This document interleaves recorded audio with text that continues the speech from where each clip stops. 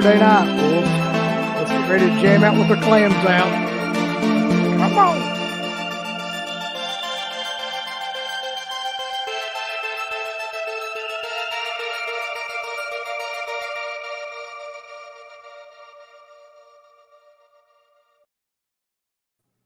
What is up, my people? What is going on? Good old Uncle Bill here with you. And of course, Stuntman Marq, as usual, rocking the background from hell. Yeah. Matt, aka RamboRaph. How you doing, guys? What's going on? Good. Can't complain. Don't let anyone cancel you. Tell them they go after themselves. That's what I'm saying. Can't be canceled if there's nothing to cancel. That's the thing. I'm trying to recover from that fucking hands on a hard body commentary. Jesus Christ, man. Like, of all the stuff that we've ever done a commentary on, I think that was probably the one that I struggled with the most. And it was just why is that? I missed that.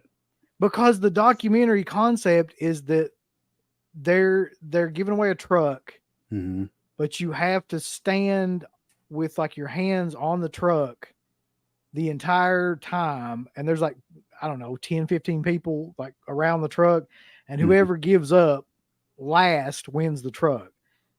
But in terms of doing a commentary over something like 3 days, right? Yeah, it went on for like 70 some hours or something like that. Or maybe it was longer than that.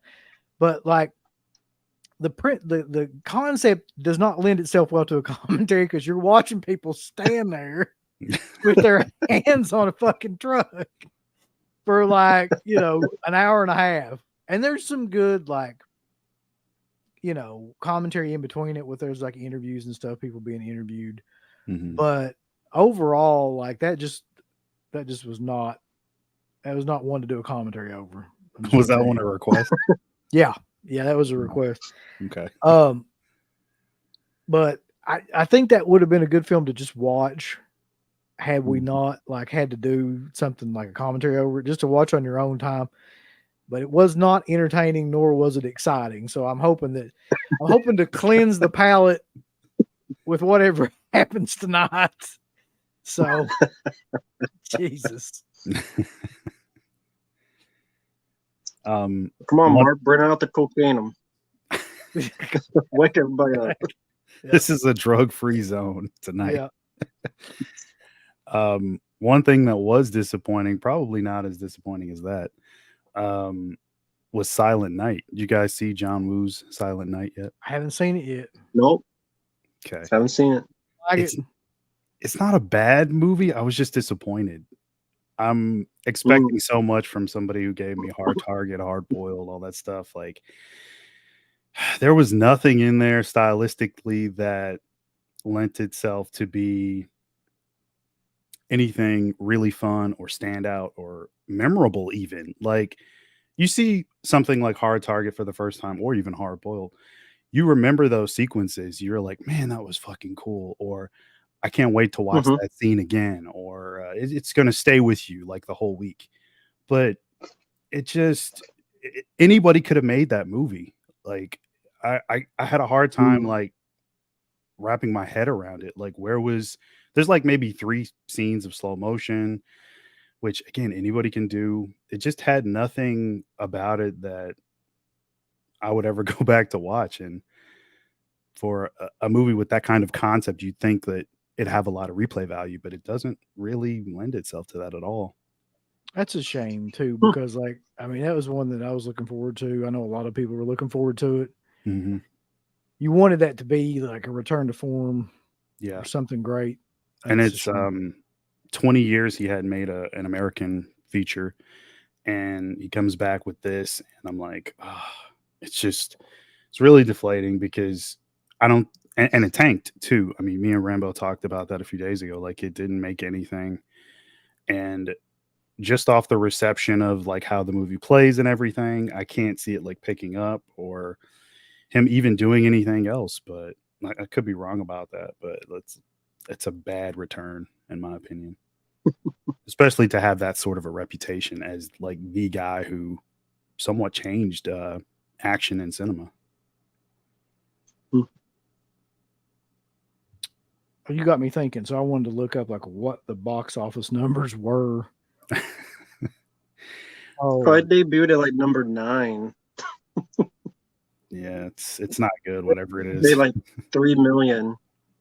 It was like last time it was like 3 million on a $20 million budget.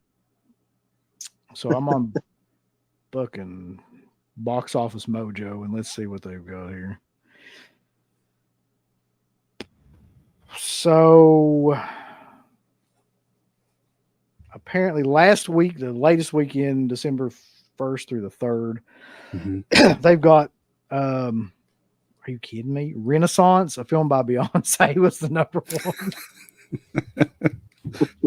This is okay. This is the fucking world that we live in, folks. I just want you to understand that. Hunger Games, The Ballad of Songbirds and Snakes, Godzilla -1, which sounds like a romantic comedy or something. I don't know what the fuck kind of name that is, but I hear the movie's great. But it's called Godzilla -1. So, okay. Trolls Band Together, and then Disney's Wish, which absolutely shit the bed and sucked its own Peter. Thankfully. Disney's Wish just made $7 million. And I think that's its second weekend. So, wow. Not good. That's really bad for a Disney movie. So things are not going great in the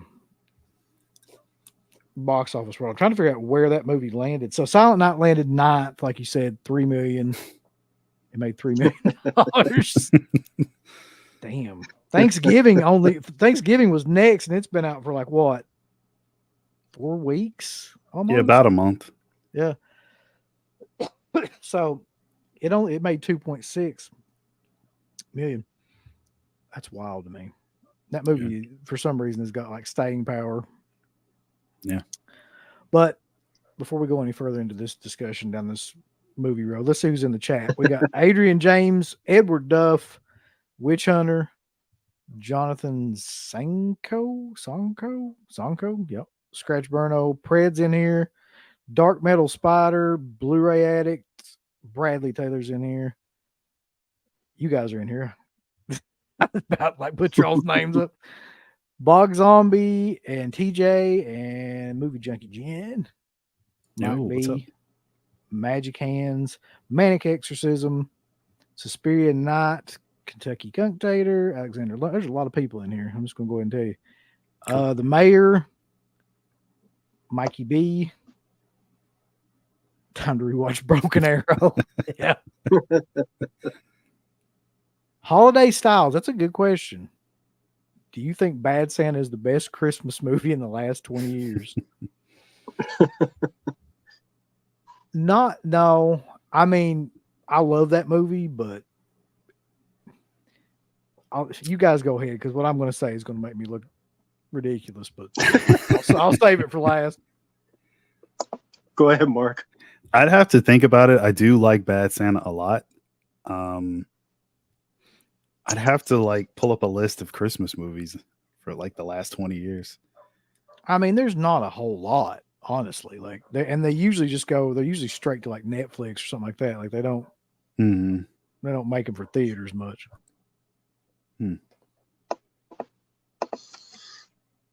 Yeah, I mean, if you say last 20 years, I mean, it's a good choice. Yeah, I'm trying to think what Christmas movies have come out. Like there was the Kurt Russell one. That's the one I was going to say. To be honest, like Christmas Chronicles. I mean, Christmas Chronicles. Yes, I know that wasn't it's that like bad.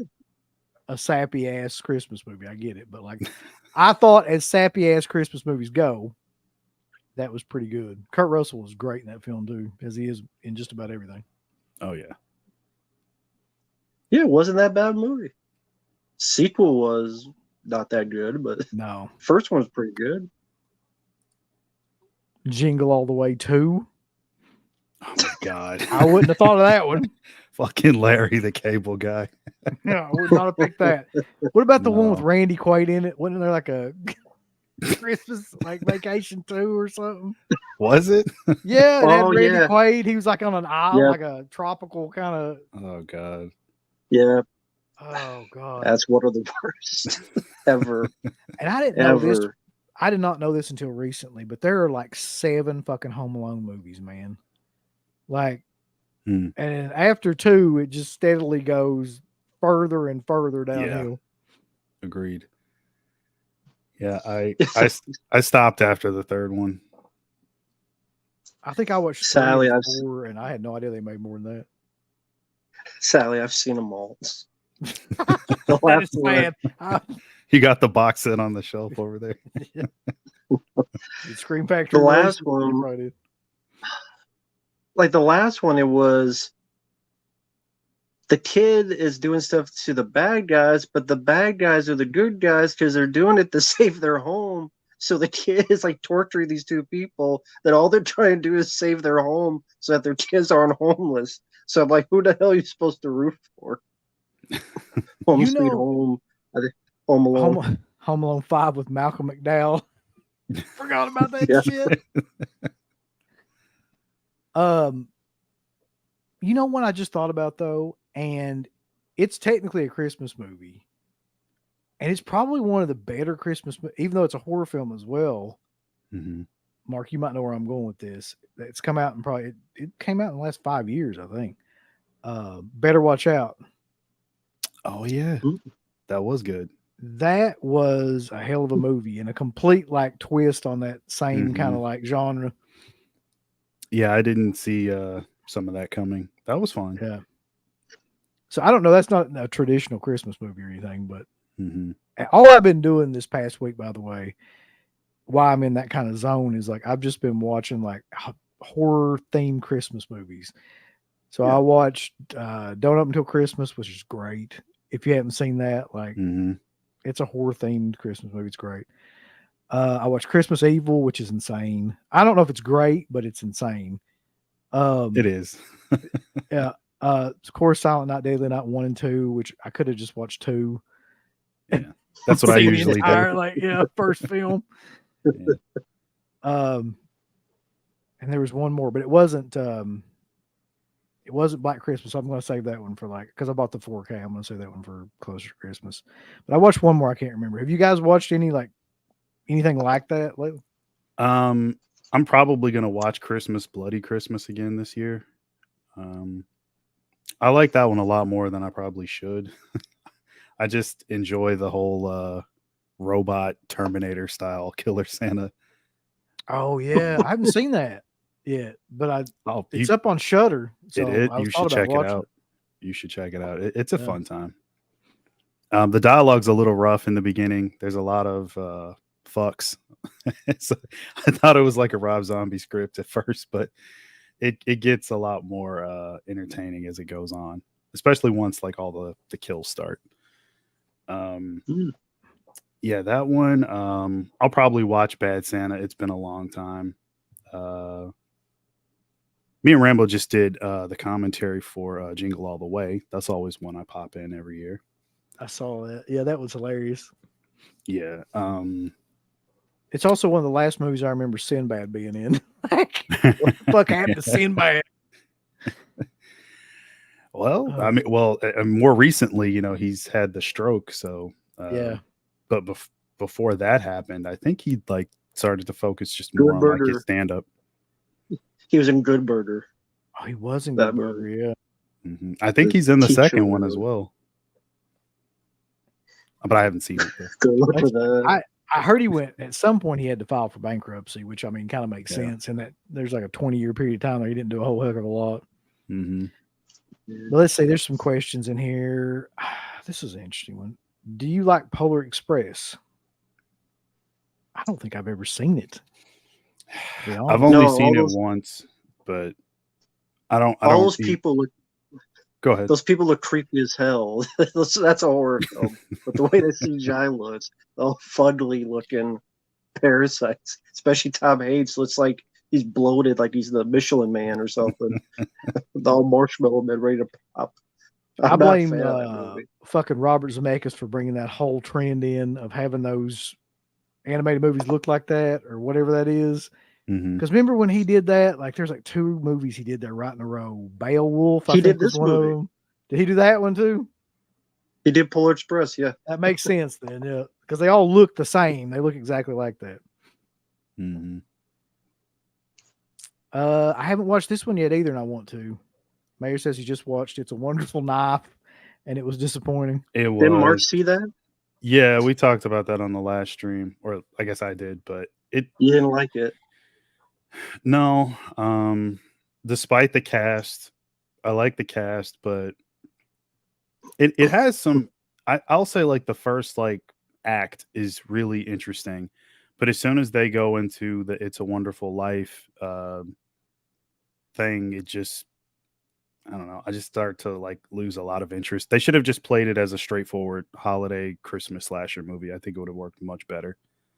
The whole like going into the alternate reality and then trying to change things and people not being dead at first and then they're not and going back and forth. It just, I don't know. I don't think the ending of it was anything that I'd want to see again. Like, I think the movie is fun, like up until a certain point, I'll say, but overall I wouldn't waste my time on it. Yeah, I saw the summary for it and I was like, this just doesn't, I mean, I want to watch it, but like it said in the summary something about a time travel kind of fucking part to it. I'm like, that's not really my thing. Yeah, was it Totally Killer that did that? Something similar? Yes, they did. And I wanted to like that movie so much, but there's something about that fucking movie that just sucks. I can't explain it because I usually like movies where there's like they go to the 80s and shit like that. But like, yeah, there's something about that movie that's just, I think it's just a ridiculous kind of plot and it's not funny. It's meant to be funny, but it's not really funny at all. I don't know. I just didn't dig it. To answer your question before, I haven't seen much Christmas movies, but I did see that Thanksgiving movie. I liked it. Yeah. It was fun. Yeah, I mean, it's hard not to like that movie, I think. Yeah. There's some weird things in it, though, like that boyfriend that disappears in the third act, and then he gets the girl. I'm like, that's bullshit. He didn't do anything. And then he gets the girl. So, it was fun, though. Yeah, I mean, but I thought the lead girl. I didn't know she was the same girl in Stream 6 or the same girl in Evil Dead Rise. The lead girl is just the characters are kind of, but it does have a fun pace to it. The kills are good. I think it's just as close as I've seen anybody do just a slasher film, just like a straightforward slasher in a long time, and actually like be able to do it. You know what I mean? Make it seem authentic to that genre. So I got to. I was asking Mark. This. I'll ask you this. Do you think he tamed things up from the trailer? Like the girl on the trampoline, she like landed on the knife in the trailer. Here she landed with her foot. You think he was afraid of the rating, or was afraid of getting misogynistic comments? Or I think he was afraid of getting canceled. I don't think it was the rating. I think that because when I saw that scene, I was like, oh, that's what I said to Wes. I just looked over. I was like, he fucking pussied out, like because you just can't do that now. Like you just. Eli Roth is a huge, like, I don't know what like a Hollywood, that guy, woke kind of guy. You know what I mean? Like he's doing shark documentaries and shit. Like he's not going to get in any kind of trouble or anything. Like he's just not going to do it. So, I mean, I get it. But I was disappointed in that though. I haven't seen this movie in forever, but thoughts on Santa's Sleigh? That's the Goldberg one, by the way. He kills Fran Drescher and James Caan at the first 5 minutes. That was horrible CG. Yeah, it's a funny movie. I'll say it's funny, entertaining in a bad way. I can have fun with it. It's Goldberg killing people as Santa. I mean, yeah, that's what I was gonna I say. can't hate it. I mean, it's certainly Even though not I to be, should. it's certainly not to be taken seriously. So yeah, No. I think he spears. Yeah. Blu-ray addict Should have says, speared a reindeer. Like Arnold punched the reindeer and didn't know the way. Should have like speared a reindeer. better watch out. It is awesome. This is a movie that's very divisive. Probably one of the most divisive movies of the past 20 years in terms of horror fans. But Black Christmas 2006, Jason says it is giallo-esque, bloody good time, perhaps the hottest female casting. I agree with the second part of that comment. You've got, I just watched that movie like it was like a week ago or something like that, just to see, because I hadn't seen it in I don't even know how many years. And you've got Michelle Trachtenberg is in it from Buffy. You've got oh God, what is that chick's name that was in everything around that time period? Mary Elizabeth Winstead. Mary Elizabeth Winstead, yeah.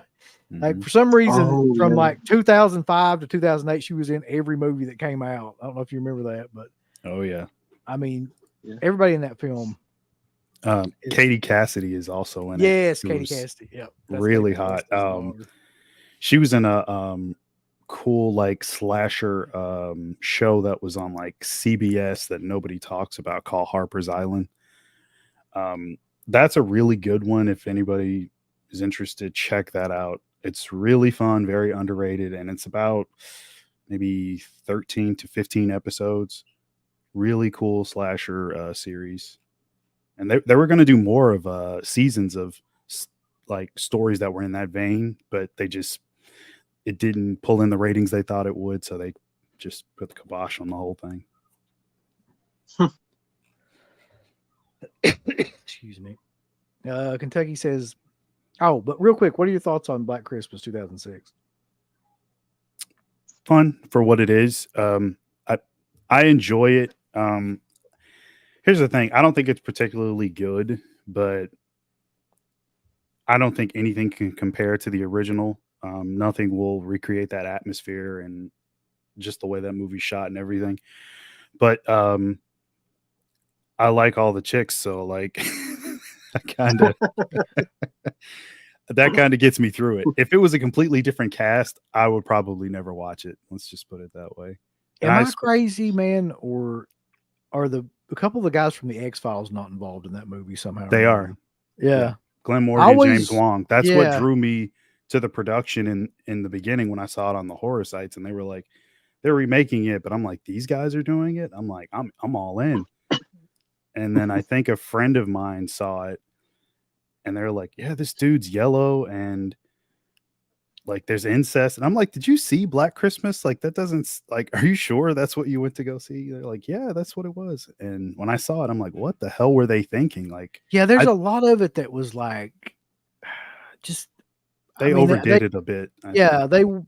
And it has so many like false endings and shit, and like towards the end of it in the hospital and all that, it's just like goes on and on and on, and you just I don't know. There's something about that movie, like you said. I think they just tried to cram too much shit into it to make it like different than the original. That they just went way overboard. Yeah, jaundiced guy running around eating like he's like a cannibal, and he's like and his daughter has a daughter from India. Yeah, it's like, what the fuck? We don't need all that. Like, I kind of like it. I could kind of watch it. Any movie that has sugar cookie skin, like he puts the sugar cookie. That's right. He's like a cannibal too. Yeah. I went, okay. The two things I remember from that is the trailer because there's half the trailer is footage that's not in the movie.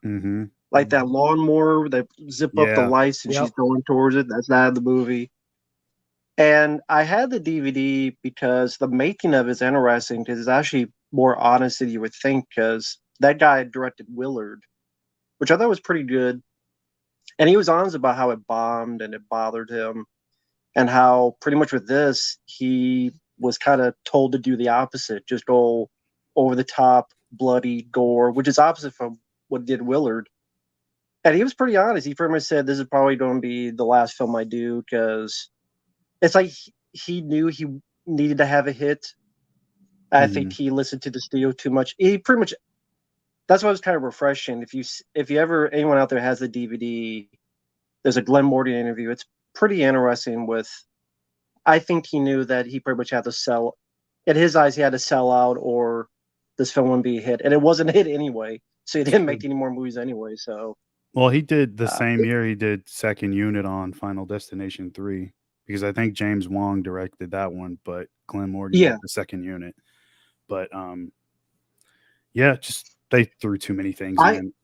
Was that the Weinsteins fucking with them during the production? Probably. I appreciate that film more after the new one with the cult. Well, fuck, I appreciate anything more after the new one. Yeah. God, I'd probably watch Home Alone 5 before I'd watch that piece of shit again. Was it David Duchovny in that? Was it another actor? No, he was in The Craft. There was some actor in it. Oh my God, dude. I'd completely blocked out The Craft remake. Yeah, I forgot about that. That's an awful film too. I'll be right back. I think my dog just had an accident. Oh. I'll be back. Okay. But was it cocaine? He got into the coat and he's all wired. But yeah, thanks for bringing that. Really like The Craft Legacy? Yeah, loved it. One of my favorites. Movie's fucking awful. Was Duchovny in that? Yeah, he was like the main villain in it. Really? Is he like taking drugs nowadays? Like, I know he was always a stoic actor, but it's like he's lost his mind. He's gone like Nicolas Cage times 10 or something. I don't know. He's in these movies stumbling through the movies. It almost kind of reminds me of, I hate to say it, but like almost like Bruce Willis, like towards the end there when he was making some of those movies where he's kind of like, you know, they're feeding him his lines and he can't really like, I don't know. There's something wrong with David Duchovny though. In the last few films I've seen him in anyway. He was in that shitty Pet Cemetery. I was going to ask. Yeah. That you saw that, yeah. I watched it, and I was just like, that's what really made me think there's something wrong with him, to be honest. Have you seen this one though, Rambo? I saw like the cover for it. Fat Man with Mel Gibson. Yeah. It's kind of like a more serious, straightforward version of Violent Night. It's like Violent Night is more fun. That one, it's interesting, but it plays out a little bit more like a drama in a way. I kind of wish it was more fun. Because Mel Gibson Santa, I kind of wanted to go crazy. Yeah, and he's good in it, but it's just it seemed a bit too subdued. I think Walton Goggins was in it. That guy who's been like everything, playing a prick. He's like a hip man. I love that guy, man. He was in Hateful Eight. He's great in Hateful Eight, and he's also in that movie or that series playing was it like the preacher? Oh, I cannot remember the name of that series. Billy something. Fuck, somebody will know on here. Anyway, he's great in that too. Okay. But yeah. Ben Grimm wants to know, what is your favorite portrayal of Santa on film? Jesus. That's tough, man.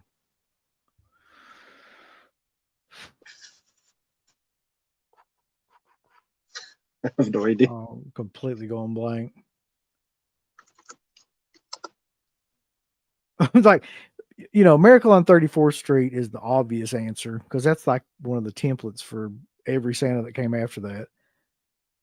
But for some reason, I like the Santa that's in Christmas Story. Fucking kicks him down the slide. Oh, you know what? Kurt Russell. I gotta go with Kurt Russell. Yeah, I mean, he was great. Yeah.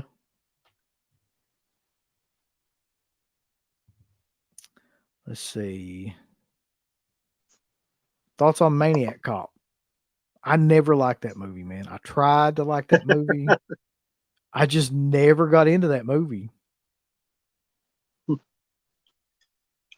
I like all three.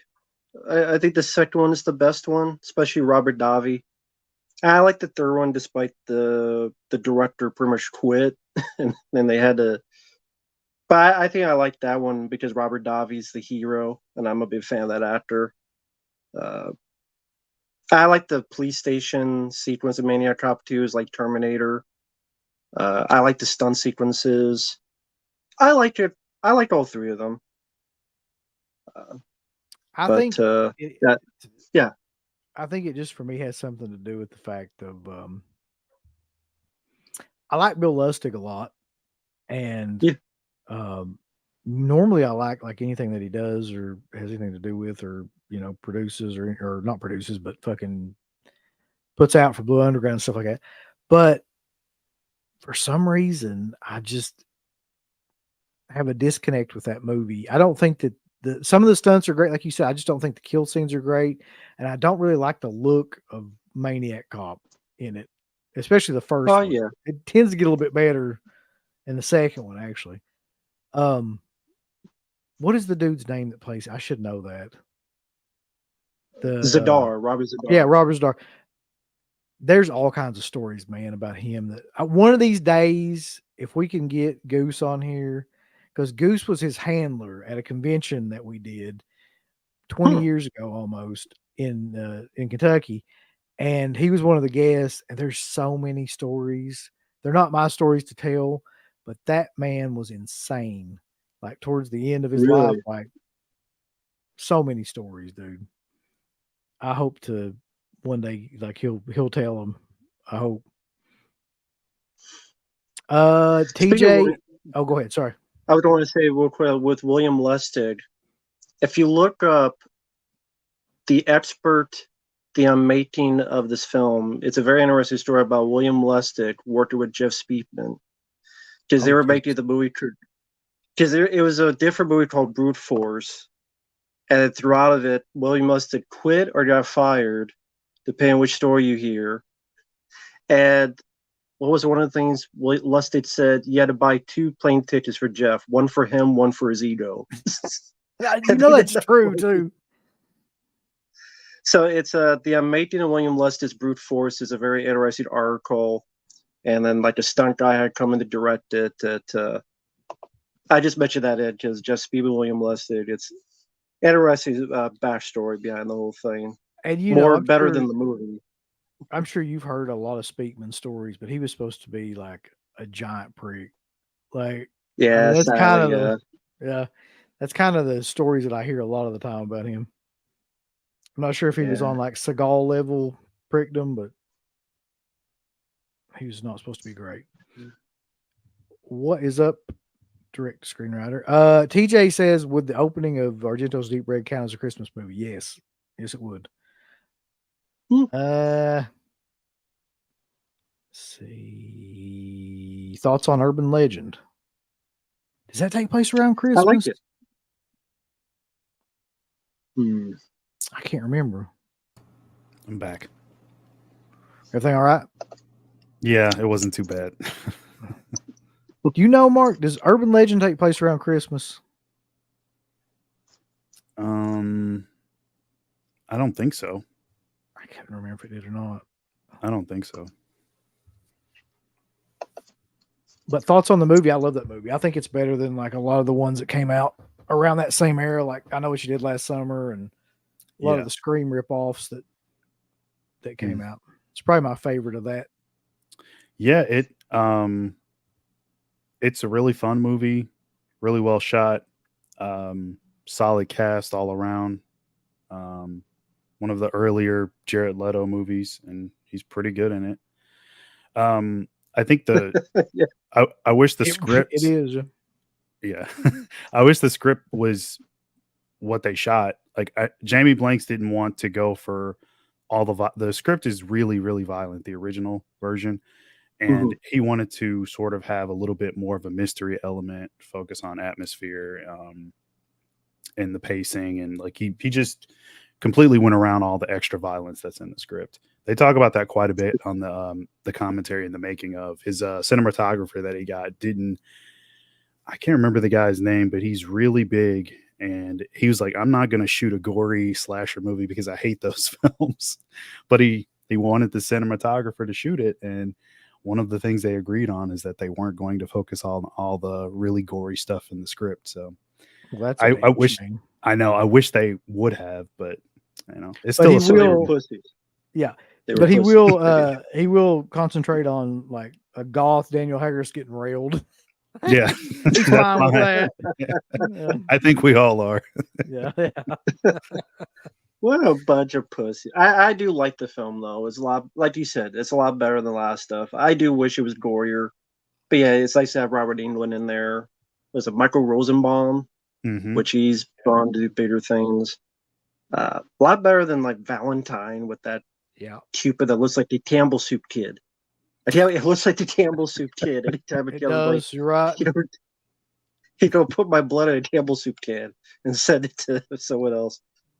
to That eat. movie has a horrible That- gimmick too. The whole fucking bloody nose gimmick. I just always hated that so much. Yeah, So the I guy didn't from know. Angel. Yeah, Yeah, it's got fucking David Boreanaz. Yep. I didn't know about this, but if this is true, this is not worth him even making Thanksgiving. So Ben Grimm says, "Did you see that Eli Roth is talking about doing more Hostel movies now?" No, I did see that. no, please. Like, listen. With the way the world is today, if he backed down from the violence like that type in Thanksgiving, why Mhm. would he go forward Well, with Hostel and here's that the type thing. of torture thing? Here's the thing, though, Matt. That was only because it was sexualized. So you can't do that now. People fucking love violence. Apparently, that's still completely Right. okay. Because look at Terrifier 2 and shit. They ate that up like at the theater. So Mhm. apparently, you can do whatever. Like, as long as you don't sexualize any of it, because you can't do that. Yeah. But it's a hostel. People go there Right. for fucking. I just So don't want there to be violence- any fucking Hostel movies anymore, because that's a waste of time and energy, and somebody's got to cater for that film, and that's just a whole waste of life. Everybody's time. Yeah, but come on, Fucking movies. Dead Pit going back to see a Hostel movie in the theater. I think that's worth it. That would be Yeah. that review for that. I'm sure would be amazing. You had your chance, Eli, and you blew it. You had your chance, and you blew it. I would just quit if I was him at this point. I would just like walk away and be like, I You made think one he's good peaked? movie. Yeah. Yeah, it's like, that's it. I've done it. 20 years as a director, however long. I finally did it. Let's see. I'm way behind in this chat, by the way. I can't put that up there, but I want to. I'm glad you're enjoying the new Young Guns 4K. Cool. I'm gonna have to try LDP for life. I apologize for people I'm skipping over, but I'm 20 miles behind. That's a good point. That's another good one. The Faculty says my favorite teen horror from the Scream era. Yep. Mhm. I'm That's not a sure good which one. one I like better, that one or Urban Legend, but that's pretty close. They're both Yeah. pretty good. Do you think they played it too safe by the end? Like even Robert Patrick was still alive. Even the guy that was it, Jon Stewart, got the eyeball gouged out, Yeah. and even he came back alive. Yeah, they did the Do you happy think they played ending it a little thing. bit too safe? Yeah, I'm sure that had something to do. That was a Miramax film, right? Mhm. Yeah. So that probably had something to do with like the studio fucking with it and like being you gotta have a happy Mm. ending and yada yada yada. But yeah, I thought the opening of that film was great though, with Piper Laurie and all that shit. This is great, Mhm. and I thought Robert That's Patrick was really good in that movie too. Yeah. Oh, he was. Where the guy I even where like he Josh go- Hartnett in it. I did too. He's got the same hair in that movie as he did fucking H2O. It's like it's just the same person just walked into, Yeah. Yeah, that whole cast is really, really solid. Selma Hayek's in there too. Selma Hayek is great. This is gonna be a tough one, man. What is your favorite Blu-ray / 4K release of the year? That's a really I'll tough. go with this. God, man. Oh well, yeah, that one. nice. Go with this. Granted, there's not much choices for me because I didn't buy much shit this year. So I thank you, people out there, because you saved me a lot of money.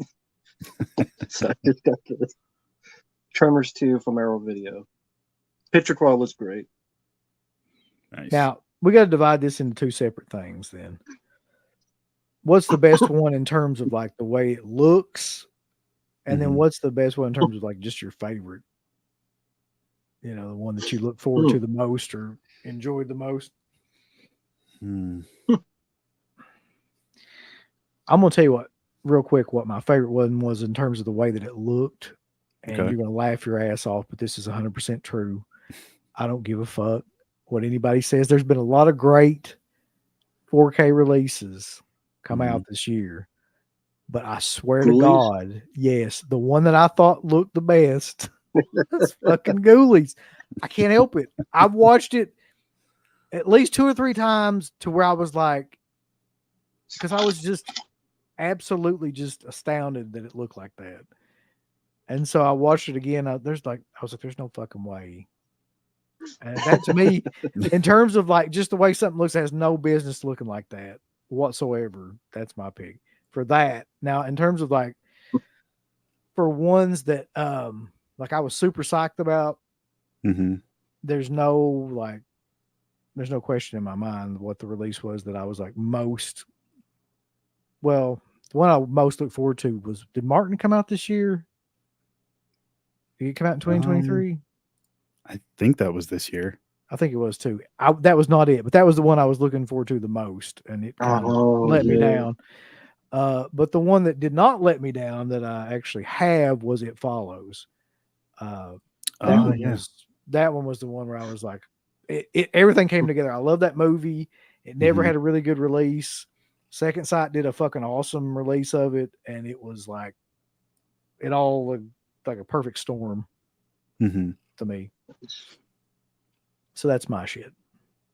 Yeah, I'd probably say Ghoulies in terms of picture quality. That's insane. I was just shocked. Like, I didn't expect it. Like, I pop it in, I'm like, it'll be okay. But it went above and beyond. Granted, I have so many movies still in the plastic. Yeah. But that's just because I have so many. That's not because like I'm not watching them. It's taking so long to get through everything. Like I got so many. So there's probably a better one that I have, and I just haven't watched it yet. There's a couple other ones that I was just glad to see finally hit 4K, like A Bronx Tale. I always loved that movie. Really underrated Robert De Niro film. It was, yeah. That looks really good. Now you can't leave. Yeah. It's a great scene. Yeah. Shit. Red Dragon I thought always looked great. I love Red Dragon, man. I don't care what anybody says. That's his best movie. That's his best movie for sure. You talking about Ed Norton, or are you talking about like the Brett Ratner? Oh, Brett Ratner. Yeah. Yeah. Yeah. I mean, to me, I hate Hannibal. I really don't like Hannibal. Never did. I think Julianne Moore's a big part of that too, but just as she's not a good replacement for that. I can't think of her fucking name now. The cast overall in that is it's a questionable cast. I think Ray Liotta's the best. He's got the best performance in it and some of the best dialogue. But yeah, Red Dragon for me, it's the Ray Fiennes role. His performance. Yeah. That's a great performance. That's the best part of that movie for sure. Yep. I want to hear it. Yeah. To me, it's just like, fuck this. I just rather go rewatch Manhunter. That's really each time I try to watch, I'm like, why don't I just watch a Manhunter instead? To me, it's just a better version of this movie, in my opinion. I'll just watch Manhunter. I can see that. It does have the same scenes, like several of the same scenes in Manhunter and Red Dragon. Yeah. I don't know though, man. I agree with Mark though, like in terms of, I thought that was a great role, and I've rewatched that movie like I don't know how many times because I just think I think that Norton and Anthony Hopkins and, like you said, Ray Fiennes give like great. They all do great in that movie. I wish Harvey Keitel had more to do. Yeah, That's one of the downsides. But anyway, though, Matt, do you have a particular one? Like, I mean, I know Aftershocks. Is there another one that you think looks amazing, or like? I'd say that one probably looks amazing since Arrow did it. Oh yeah, it did. I mean, in all truthfulness, I just have not gotten that much stuff this year. It's funny. I remember back on my channel, I used to do like DVD updates, and now I haven't done one for like seems like a year or 2 or 3 because I just don't pick up anything. There's stuff I look forward to. People mention like the Aliens and True Lies and Abyss 4Ks next year, the Hitcher whenever that comes out. But like, no, I haven't really picked up much of anything. I guess just because I like. So I have a Blu-ray, it's a DVD, like Shout Factory released that Elf set. So I'm looking at that. I guess that's the other thing I bought. That's the Elf set. Just I'm a sucker for that TV show, but that was shown on VHS tapes. It was always gonna look like crap. So but I guess there's that. That was the other thing I got was Elf. Shout Factory. There's so many movies I'm looking forward to. These are probably among the biggest ones, like you said, like Abyss, True Lies, and Aliens. Oh yeah, on 4K. But also, though, man, the two that I'm like really excited about horror wise that haven't come out yet are High Tension and Inside. Like I've been waiting on Inside, some version of Inside to come out. Like for years. That's a Christmas movie. It is a Christmas movie. Yep. Probably one of the most fucked up Christmas movies ever made. Yeah, definitely. I like how that movie, like, just fucking Garrett hates that movie because it's so like I can see him hating that movie too. It's just so brutal.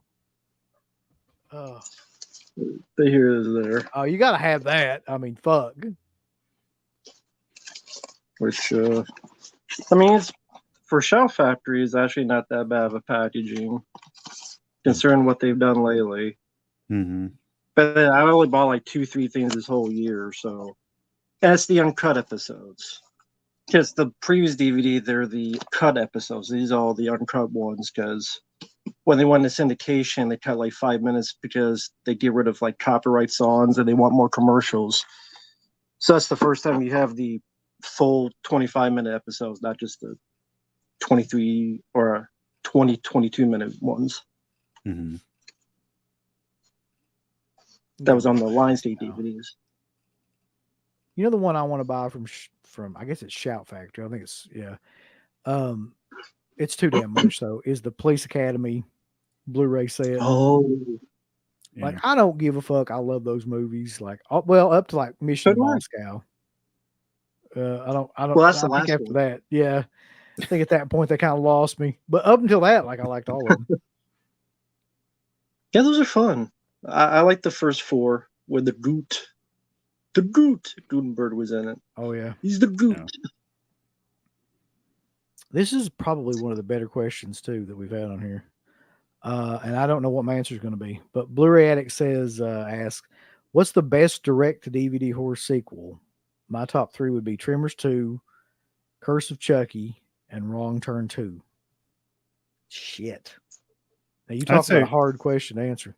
Yeah, Wrong Turn 2 for sure. Tremors 2, yeah. Damn, man. Yeah, I would say this would be my favorite, Tremors 2. For direct-to-video sequel, that's my personal favorite. I hate Curse of Chucky. I just 10 minutes in eating fucking chili. But the chili's got poison in it.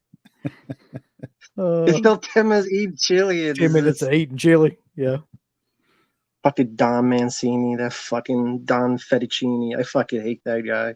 I hate his writing. I hate him as a director. He sucks. And I was doing that shitty Chucky show with like. The show is horrible. I've never seen an episode of that show, and I don't think I ever will. It's so bad. He's in season 3. He's at the White House. Yeah, I've seen clips, but I refuse to watch it. I think the first season ended, please. Yeah, the first season was tolerable, like the first couple of episodes. I knew, like, in my mind, I'm like, I'm gonna give him like maybe 3 episodes or 4 before it goes completely off the rails. And sure enough, that's what happened. So, but isn't it weird to have like a TV show centered on a love story between like two 14-year-olds? Yes. Just like the guy has a crush on another kid. I'm like, I just think that's a bit weird. I guess I'm just too old for that shit. I don't know. That's part of the reasons why I don't like Seed. It's there's a lot of reasons not to like that fucking movie. Well, yeah, but the main thing that's shoved down your throat is this gender identity crisis that a doll has, and I'm like, what's horror about that? Like, how's that a horror film? I mean, you got to admit, Mark, that was way ahead of its time. Yeah, you know, that was about 10, 15 years off. Yeah. It'd be perfectly fine now. I got a question though, Mark. You would know the answer to this too, I'm pretty sure. Was Hellraiser Bloodline direct to video? That's theatrical. Theatrical. Last one to go to theatrical. That would have been my fucking pick, and then it got ruined. But I will say that I think I do have an answer to this, and I believe it would be. It's actually a Christmas themed movie, Silent Night, Deadly Night 5, The Toy Maker. Okay. One of the most insane. Oh. One of the most absolutely batshit insane, and also Pumpkinhead 2. Let's not forget about Pumpkinhead 2. It doesn't get a lot of love, but like it was a fairly decent sequel. Would this one's kind of a cheat. Would Trilogy of Terror 2 count? That was a TV movie, but it didn't go theatrical. It did go straight to Blu-ray. Trilogy of Terror 2. I've got that from Kino. That's actually not bad. You're right. I really like that a lot. Very underrated. I basically like any kind of anthology style fucking movie though. Yeah. So apparently Matt met Lou Diamond Phillips, and he was awesome. Nice. I saw on Instagram you got the first Power Photo autograph. Very cool. I would have done the same. Me too. Same here. I was going to mention one other one for that guy's question. Fuck yeah. Yeah. I didn't think of that childhood one. favorite of mine. Yeah. Was Watchers the other last theaters? I guess it may have been. The first one was. And then it bombed, but that was because Corey Haim, that was his heyday, and it bombed sadly. They thought Dean Koontz would be the next Stephen King with movies, and they're like, nope. Go do Phantoms. Yeah, you did bombing Phantoms, yo. Yeah. Oh, fuck. What if we do, though, Bobby? What if we do Dead Pit the musical? I would love to do that. If that was a possibility. I could see that. Let's see here.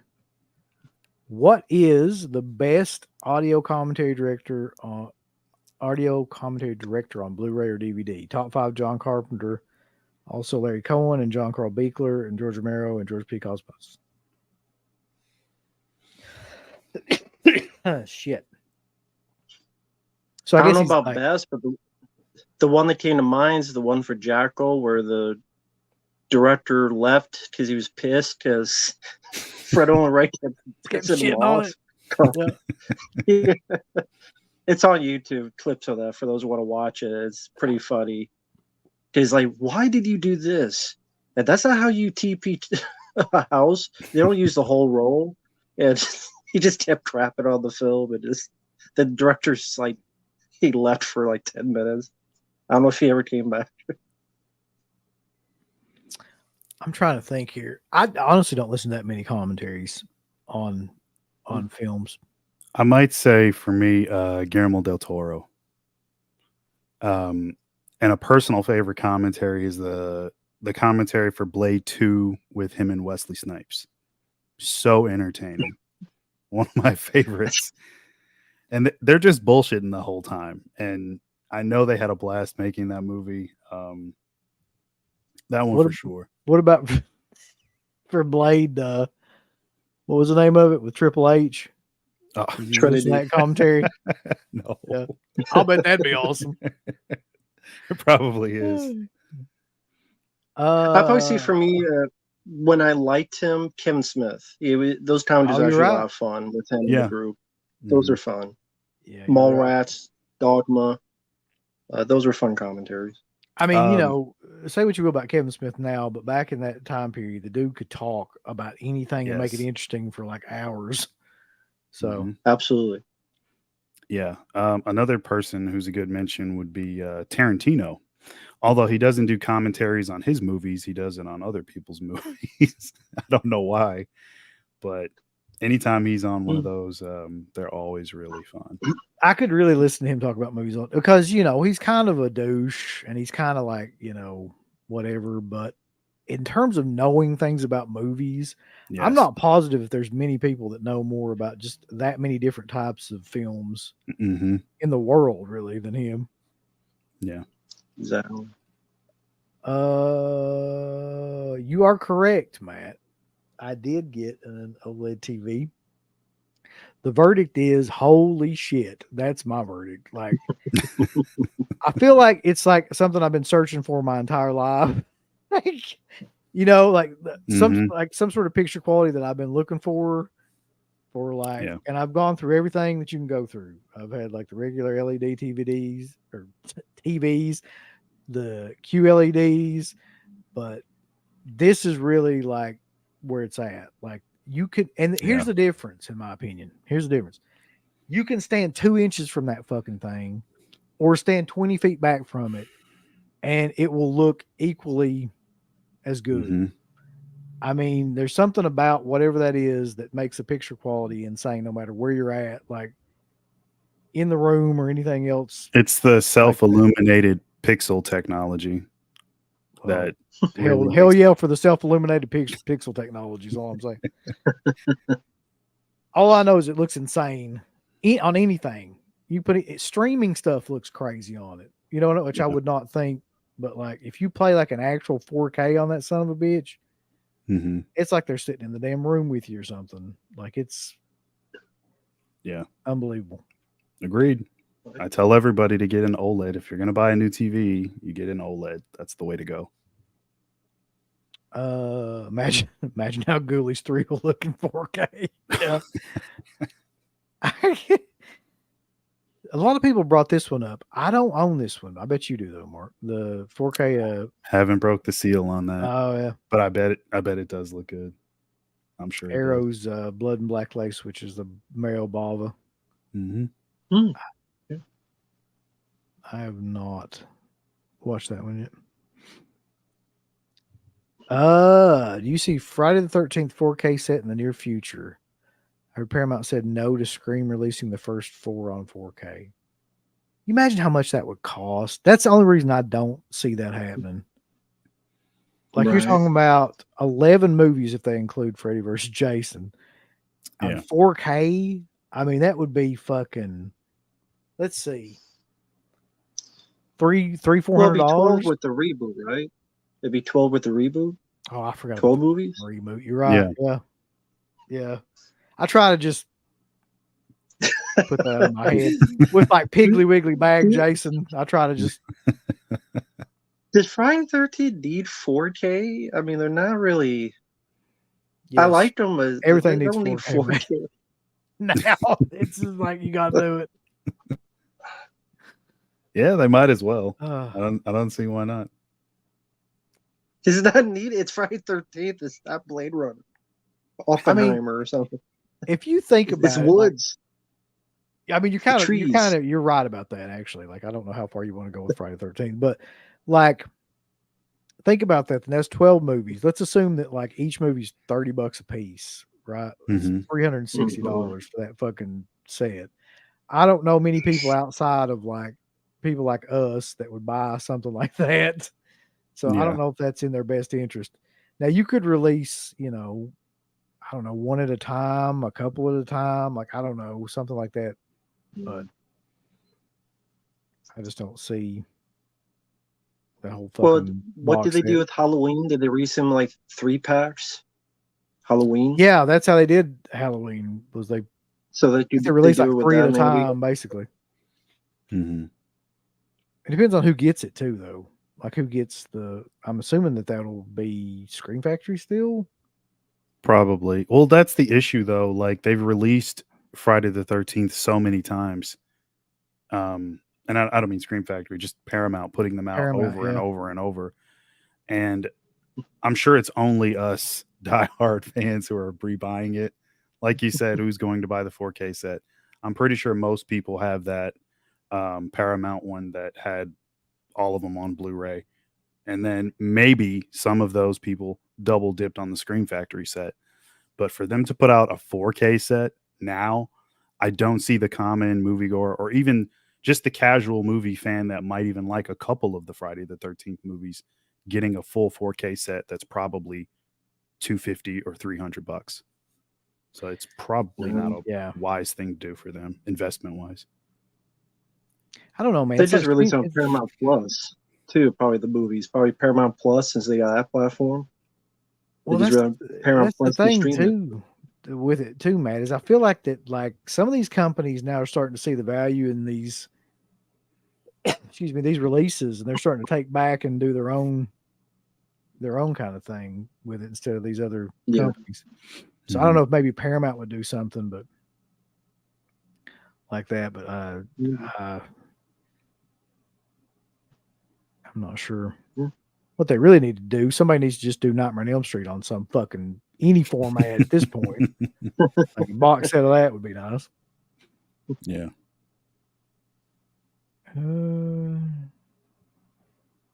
Let's see. I haven't, but maybe you guys have. Have you ever watched any of the Dark Harvest films, straight to video, low budget releases from the video store days? List a couple of them. I may have seen them from back in the day. I don't think I have. Yeah, I don't think I have either. But Scarecrow films aren't really the top of my priority to search for.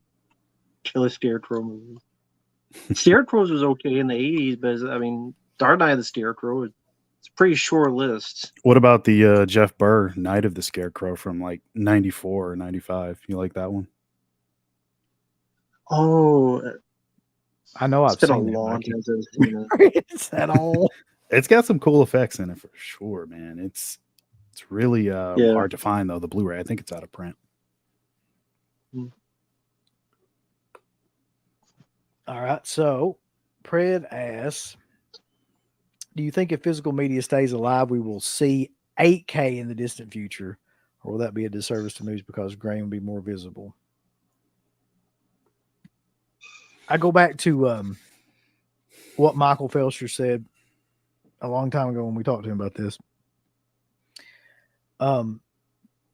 There's not going to be a discernible difference enough for people to buy 8K to go from like 4K to 8K.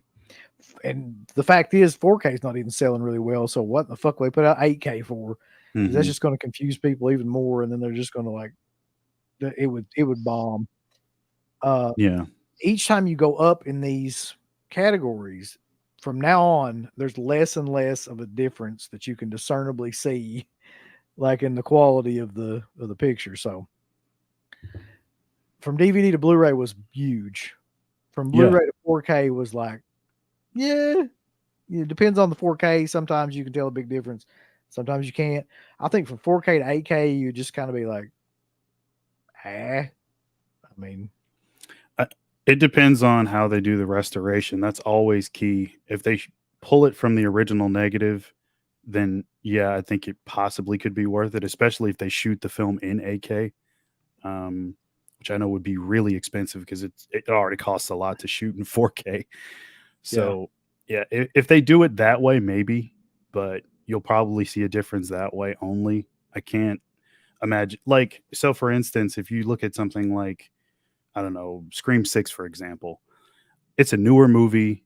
They put it out, Paramount, and I'm sure that the transfer is not an original negative transfer. They didn't go above and beyond that way. They probably pulled it from a second or third copy, because even the movies that we watch in the theater, those are not original negative. That's like a copy of a copy. Like they keep the original negative like under lock and key. They preserve it because that's the source. Yeah. But we watch movies in the theater from a copy of a copy. So, and once you start doing that, you lose quality anyway. And I know that they don't put out the physical media releases from the original negative. That's why usually these boutique labels that say, hey, we're doing the original negative, the inner positive, or whatever it is, they always list it because that's a bigger deal. That means you're going to get some of the best quality possible because they're transferring it straight from the source material. Yeah. That's why a lot of times you'll hear places talk about, well, like we couldn't get the, original negative. So this is coming from like a secondary source. Yeah. Because that's a big deal to people too. Mm-hmm. So can you imagine how big the fucking files on 8K would be for like, you know what I mean? To release that on physical media, like that would be insane. Yeah. So I don't know. I mean, I'm sure eventually they'll do something like that. Mm-hmm. I just don't see that catching on. Like if 4K hasn't caught on at this point, I don't see how like 8K would. Well, let me ask something. This is going to sound random, but bear with me. You know how they still made vinyls for like newer stuff, like records for newer? Is that a thing that they still make vinyls for like? So do they assume people have record players, or are there people that still make record players nowadays? Oh, like yeah. new record players? Yeah. So I guess really, even if physical media dwindles, we talked about how Best Buy is going away. It's going to go away for Walmart eventually. It'll all be online. I think it's just going to be like the records. It's going to be select few options online that you buy, and it's going to be Blu-ray or 4K because you don't really need anything more than that. And mostly it's going to be either a new release that you want a physical property of, or these older films. If the best you can get is 4K, then it's just going to be that. Just like they just keep going with records, they keep going with that type of physical media. There would just be no reason to go 8K. There'd be no reason logically, financially to do it. There'd be no benefit. I completely agree with you. The only thing I would say is, from a mass perspective, that's true. I think there's always going to be fuckers that. Okay. I mean, you got people right now that'll buy like 4 of the same fucking steelbook with different covers. Yeah. Like, you know what I mean? So it's like, I'm not in that mental fortitude. Yeah, so most I people aren't. forget that. Thankfully, most people aren't. But it's like there are people out there that I guarantee if they put out 8K, they would buy every one that came out, like just to have it, just to say that. So who do you think would be the first? Stream Factor, someone to do 8K? Like, do you think there's a company that would be like, we're going to be the first? I think Vinegar Syndrome or somebody like that would do it. Somebody like that could charge, a boutique label that could charge, 60, 70, $80 for something like that. Yeah, I could totally see them doing that. And they know there'd be like a group of people that would buy anything from them. So yeah. Yeah, that's true. And I would imagine that they probably wouldn't have to upgrade the technology all that much, at least for the player, because the 4K discs are still Blu-ray discs. The format is still a Blu-ray disc. It's just dual layered. I think maybe they do triple layered. And then you go up in size from 25 gigabyte to 50, and then I think 120 or even higher possibly. So it's possible that they could still keep them playing. The 8Ks could still play on a 4K player. It's very possible, but again, I don't. Would you buy an 8K, Mark? Would you buy an 8K movie? Not 8K47. I mean 8K. An 8K. Yeah. Yeah. Depending on the movie. Yeah. I could see like a Peter Jackson or maybe Chris Nolan, one of those guys. They shoot something in the highest resolution possible, or an experimental. It would have to be something that would absolutely benefit from that kind of technology. Yeah, exactly. But even if there's like really no difference, Like Michael Felcher was saying that there might not be a difference you would see. Well, he said that there would be a difference, but it would be exponentially More less. minute. Yeah, than like each Okay. thing that's come before it. So you might be able to see it, especially if you had like a certain type of television or something like that. But you only would see the difference if they shoot it in that resolution, I would think. I would imagine too, yeah. Like if they shoot it at that resolution, you'll see it. It's very much the same way for movies like that I have on 4K that have those type of sequences in them. Like I think what is it? I just talked about it last stream. Gemini Man is one of them, where they shot it at a higher frame rate, a higher resolution. Yeah, I know, but there's like VHS release or something for that shitty fucking movie. Will Smith and younger Will Smith both suck. I remember trying to watch that movie and not being able to watch it. Yeah, but I don't blame you. Didn't I also marry Elizabeth Winstead? Yes, I guarantee it. Yeah, because she was in everything around that time. Yeah. Proof taken there. So it's starting to pour the fucking rain. So don't be surprised if my internet fucking explodes where I'm at. So just to let you know. I know how that goes. So TJ says, is the Scream series dead in the water? Will they make a new piece of junk movie to keep people interested? God damn. Yes. TJ's hardcore. Sally, yes. Yeah. There's money to be made. Exactly. I agree. Make too much money.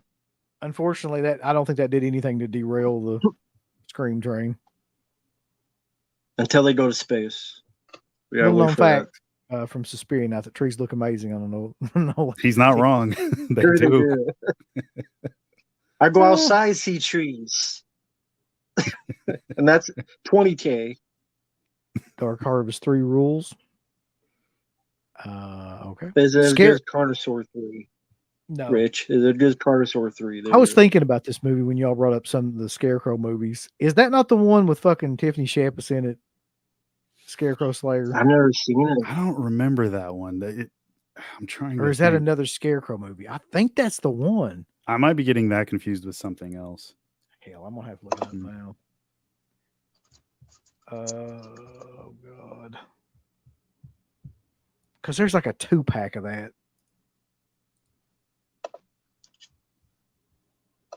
Somebody will probably fucking tell me before I have a chance to look it up. Oh God! It's if so, 2 out of 10. She was in a film called Scarecrow in 2002. She's not on the cast. Is it just Scarecrow? Yeah, there's a 2-pack: Scarecrow and Scarecrow Slayer. Maybe that's the pack you have, and she's in the other one. That's it. Scarecrow. Yeah. Well, that one's got a 3.5 ratings. So I mean, that's clearly the superior film. Yeah. Oh God, what a question! I can't wait to hear the answer to this. What's your favorite Children of the Corn sequel? Part 2. I love it. Urban Harvest. Yeah. Part 2 for sure. I've only seen a couple of them. I guess Part 3, which was in the city, because there was some good makeup effects. That was Urban Harvest. I remember. Mm-hmm. Yeah. That's all I remember, those the makeup effects. But I didn't see 4, 5, 6. The new one. However the hell new ones they were. I didn't see them. Mine is whichever one Michael Felcher helped out on that. That piece of shit that we can continue to give you mail about. Is it Eva Mendes in Part 5, I think? How did he help out? He produced it or something? Michael Felcher produced it or something? He did something with it. Yeah, I think he was a producer on it. Sadly. I don't know if he lost his ass on that or what, but do you have Fangoria and Starlog and Comic Scene Magazine? I've got a shit ton of Fangorias. I don't have that many Starlogs. Got I've got a couple. Yeah. A couple Fangoria, not too much of the others. But that brings up a good segue, because tomorrow CK is opening a bunch of Fangoria magazines that he got sent to him. He bought, I don't know if he bought or got sent to him. I don't know which one. And him and Garrett are doing a whole show about that. So cool. Check that out tomorrow. Maybe it's someone that stole from that fire long ago. Someone came and just stole all the magazine backlogs for that fire long ago. This is sadly true, though. DVD is still the format that sells the most. It's true. Yeah. Didn't that shift recently though? Did it shift to Blu-ray now? I think I read that. I know for the longest time it was DVD. It was DVD. Yeah. Yeah. Somebody look it up because I can't. It'll take me forever to look it up on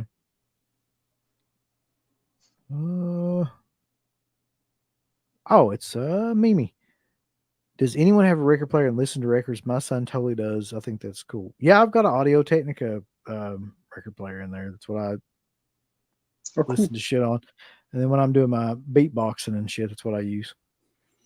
So what was the newest record? Like newest as in date? Like newest as in...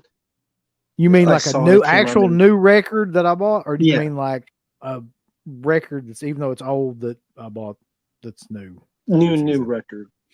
Oh Jesus, dude! I haven't bought like a new record. I don't think I've. Okay. The last Iron Maiden one was the last new record that I bought. Yep. Cool. Yeah, I buy a Creed one when they go on reunion. Creed, they ever come on record. Carnival Cruise. I would probably buy that one. 2024 reunion, man. They're coming back with a vengeance. Did I say this? I don't remember saying it, but it's true.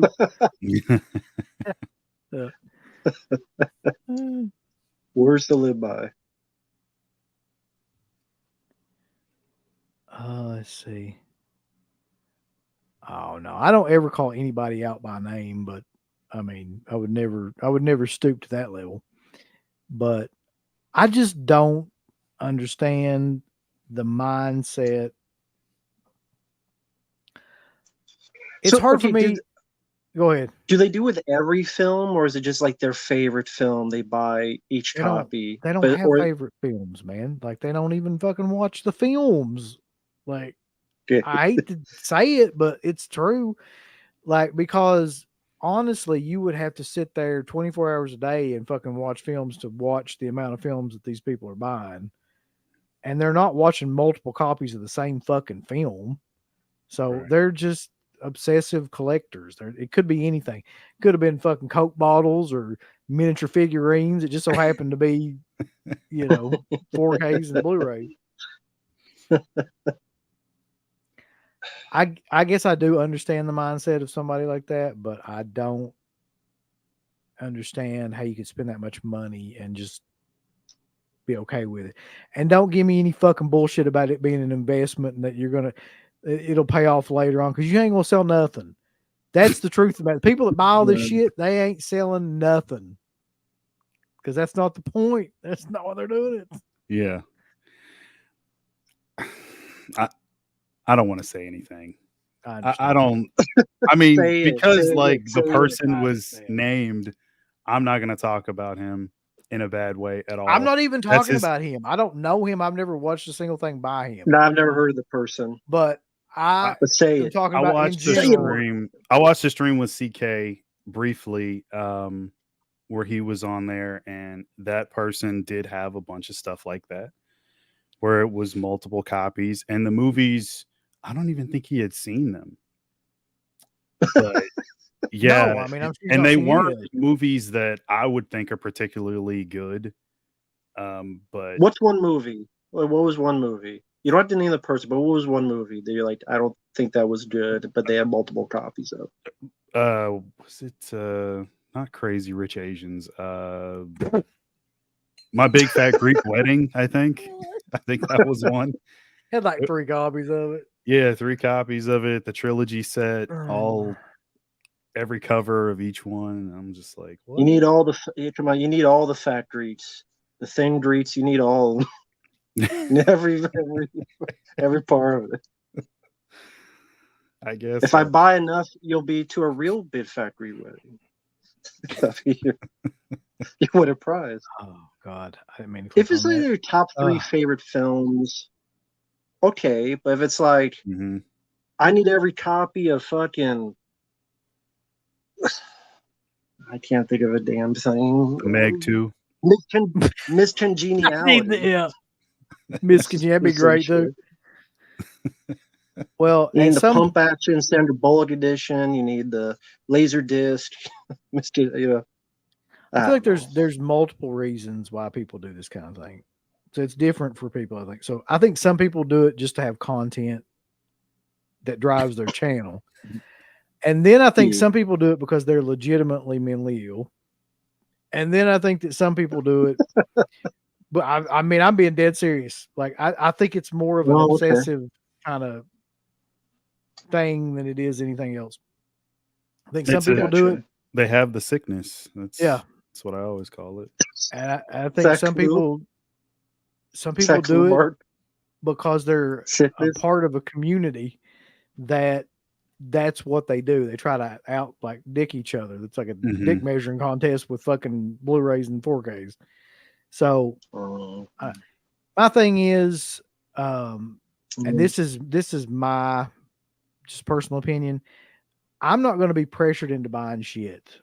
Like, I just buy the shit that I want to buy for whatever crazy ass reasons that I buy the shit that I want to buy.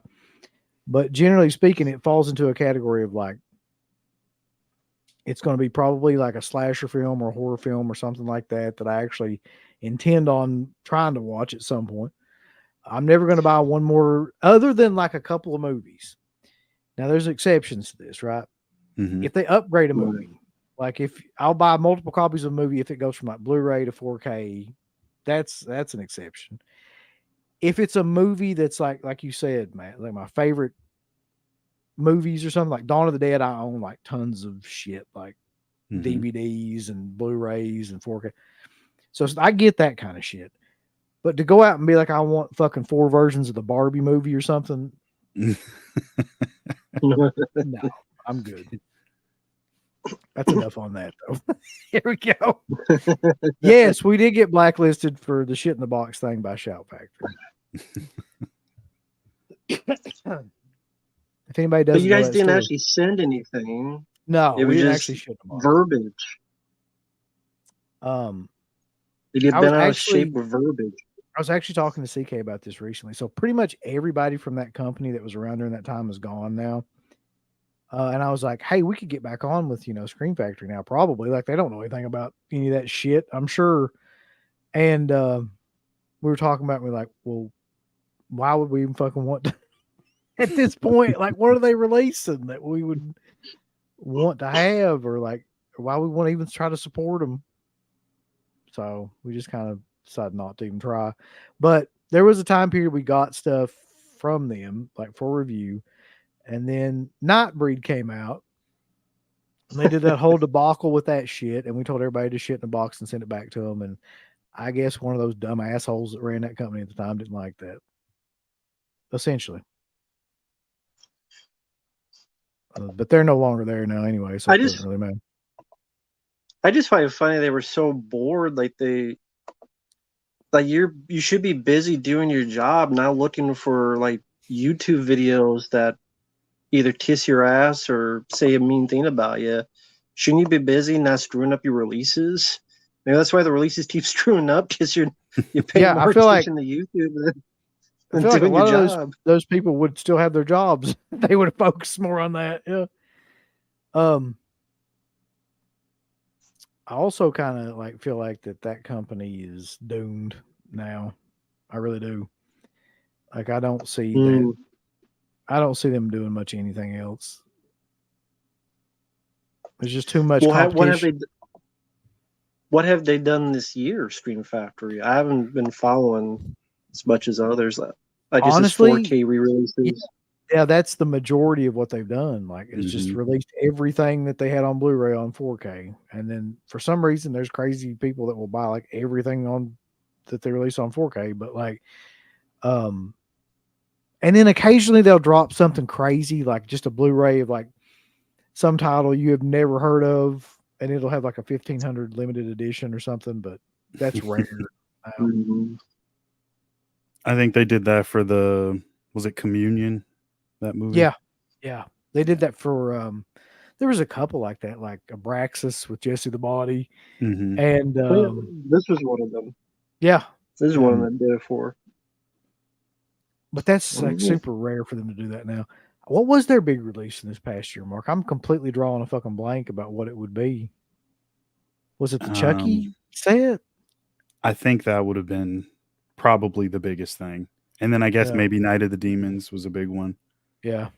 And some of the ones that I missed on Blu-ray, I ended up getting on 4K because I never had them overall. I didn't have them on DVD. One of them was The Blob. I never owned that. Yeah, I got that too. I think Pumpkinhead was another one. I got the 4K of that. Never owned it. Same. So there were quite a few that I had never had on any format that I was really happy to just finally get for the first time on 4K. So I don't mind it as much, but I think for the people that have been following that company for years and they've collected everything every year, it kind of sucks because, like, do you really want to double dip? But they feel compelled to do so. They're locked into it. I know people like that. We both know people like that, Mark, that are just like, they started something and they can't like get out of it now. And so that's sad because I don't know who wants all that shit on 4K, but whatever. So it's like the mob. You'll get whacked if you don't buy it. I don't know what they think will happen. Like they're fucking, I don't know, heads will blow off. They don't get every release or something. Okay. What's your favorite Halloween series moment of all time?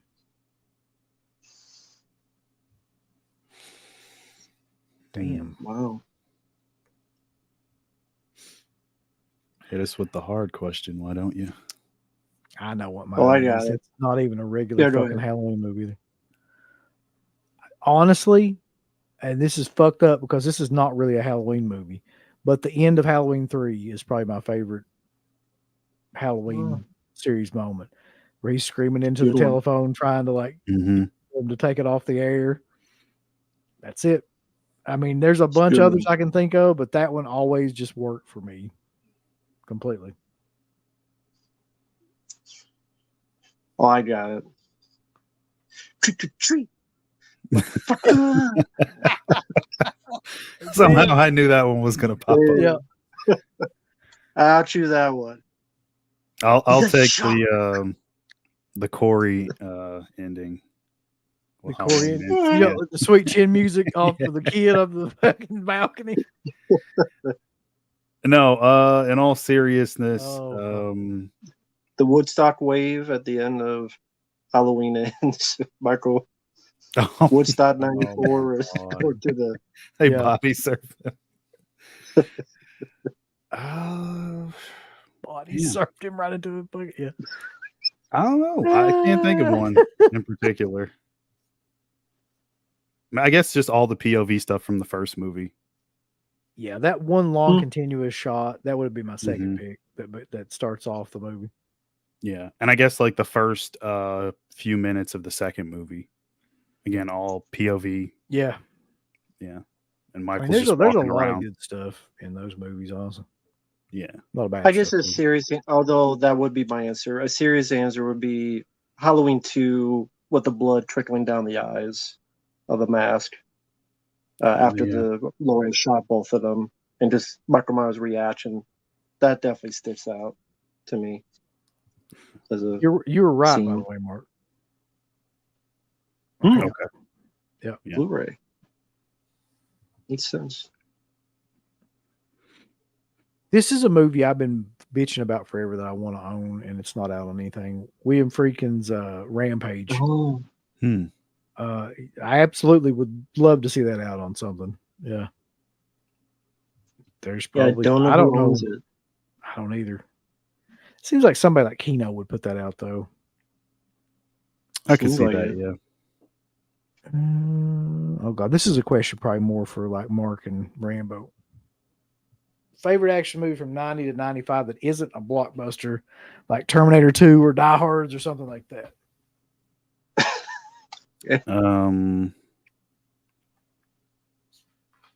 Last Boy Scout. That's a good one. Universal Soldier is always a favorite. Jackson Jack, one I would recommend is Drive with Mark Dacascos and Kadeem Hardison. MVD put out a Blu-ray of that. Rush Hour Before Rush Hour, done on a $3 million budget, and they put a lot of work into that. So the film's called Drive. Definitely worth a look if you like your action movies. Jackson Jack. Yeah, MVD put it out recently on Blu-ray. I think someone else put it out on 4K, but either way. Yeah, there's so many from that time. I couldn't even pick just one. I Come in Peace is a good one. Love that one. Yeah. What is Adventures it? What of is Fort it? Fanning. What is it? He says you leave in pieces or something like that. Yeah. I come in peace, and you leave in pieces, asshole. You're going in pieces. You go in pieces, asshole. He had the fucking CDs shoot out of his thing or whatever that kill people. Oh, I love that film. I adore it. Favorite of mine. I did not see this, but it doesn't surprise me. Did you see the article on Digital Bitch where Walmart is saying they will only stock new releases in store every other week starting next year? Didn't hear about the every other week. See, I mean, the Walmarts around here, it seems like they're already doing that because anytime I go, there's never anything to choose from. No, I couldn't tell you the last time I bought anything at Walmart like that. Wait, I could tell you that actually. It was that shit I was trying to resell and never fucking could. The Halloween steel books. Still ain't worth nothing. But like seriously buying something, like Walmart never has anything. No. I don't really even go. Yeah. This is even if it does. I mean, you'd find it cheaper online, even if there was something. Mm-hmm. So it won't be much longer. I think it's pretty clear it won't be much longer until like Target and Walmart and places like that don't have any physical media. Yeah. And at that point, I'm not sure what exactly would happen. Like you got all your boutique labels, which are going to stay in business forever because there's so much money coming in out of those things. But like just for like regular movies and stuff like that, it would just all go to like, you know, like online retailers like Amazon, fucking Amazon. I don't think as much would. Yeah, I don't think as much would change as people think because again, I never meet anyone that has bought shit from Walmart. So either they don't buy it or they don't sell it. It'd be the same thing. They just buy it from Amazon anyway, or eBay, or they stream it, or they go to the bootleg mafia. Yeah, what are the other? Just for a few exclusives like the RoboDoc set, that was a steelbook and that was exclusive to Walmart. So I remember getting that, but that was on their website. Like I'd never go into the store to check for it because they never have anything. Like Metallica said, it's sad but true. Yeah. Punisher Batman fan says he let all of his subscriptions to horror magazines lapse. They seem to be pushing an agenda rather than reporting on horror films. I think everybody's pushing in a fucking agenda nowadays. Stephen LePierre wants to know if we're talking about Cool Dude or no, not unless there's a new like Amityville movie that needs to come out. Or if someone needs getting sued. Are we picking on Garrett for buying tons of stuff and not watching it? I mean, we could pick on a lot of people for that. Like, yeah, I mean, yeah. But he's a busy dude. I mean, he's got a lot going on. So that's the thing. It's not that we don't want to watch any of this stuff. Life gets in the way and got other shit to do besides watch movies, you know? Oh, how's the GoFundMe for Garrett? Is it going to be eating pudding anytime soon? You know, that's a good question. That would be a good time to fucking check on that, actually. I haven't even looked. Get Garrett to eat some pudding. Say a little salacious. Where is that? Oh God, there's so many stories to tell here. I'm looking at some of this stuff recently. Hopefully we'll get to tell some really good stories here in the next coming weeks. Not about that, but there's other stuff that's happened. Where's that? Yeah, but very much there's a GoFundMe for Garrett. Yeah. If there's enough, he'll be eating pudding and watching Salo for Christmas. Oh God, did they take it? Did they take it down again? Did they? They did. I don't know. Hold on. Wow. I may be looking at the old one. Hold on. I'm gonna check now. Hold on. Okay. It wouldn't surprise me. It's just eating pudding.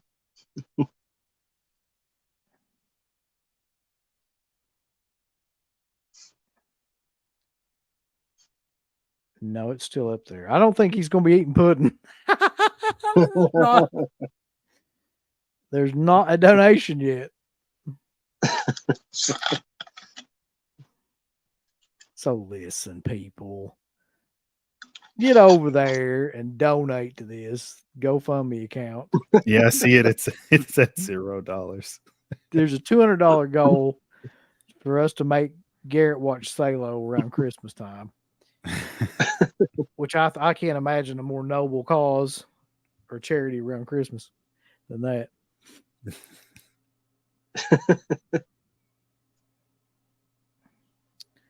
Let's see. A bunch of people coming. Needs a visit from Hanky the Christmas Poo. Get him in the spirit. Hey there. Heavy Metal Turtles is in here.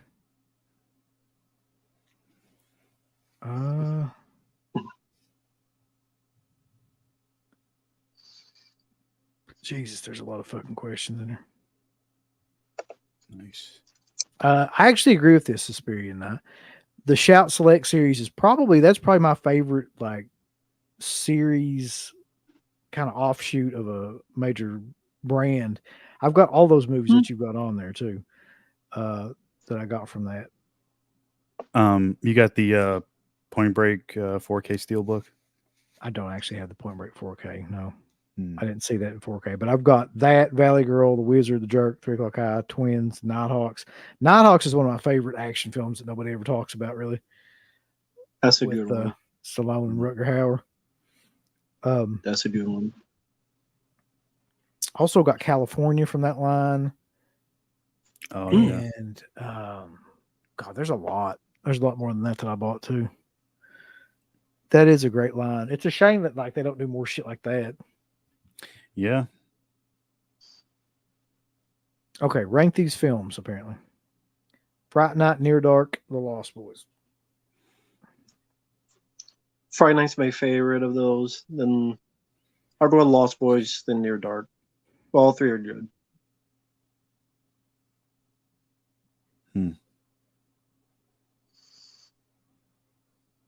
I'd say Friday Night, number one. I love Near Dark. Fuck. He's going to do it. He's going to do it. Do it, do it, do it. I'll say Lost Boys than Near Dark because I'm just thinking like in order of like what I watch the most. That being said, once I get the 4K, maybe I would watch it for. I just refuse to watch that terrible Blu-ray of it. And I have a few movies like that. If the print is horrible, I just won't watch the movie. And I think True Lies is the best example of that. That was the worst DVD I've ever owned from any major studio.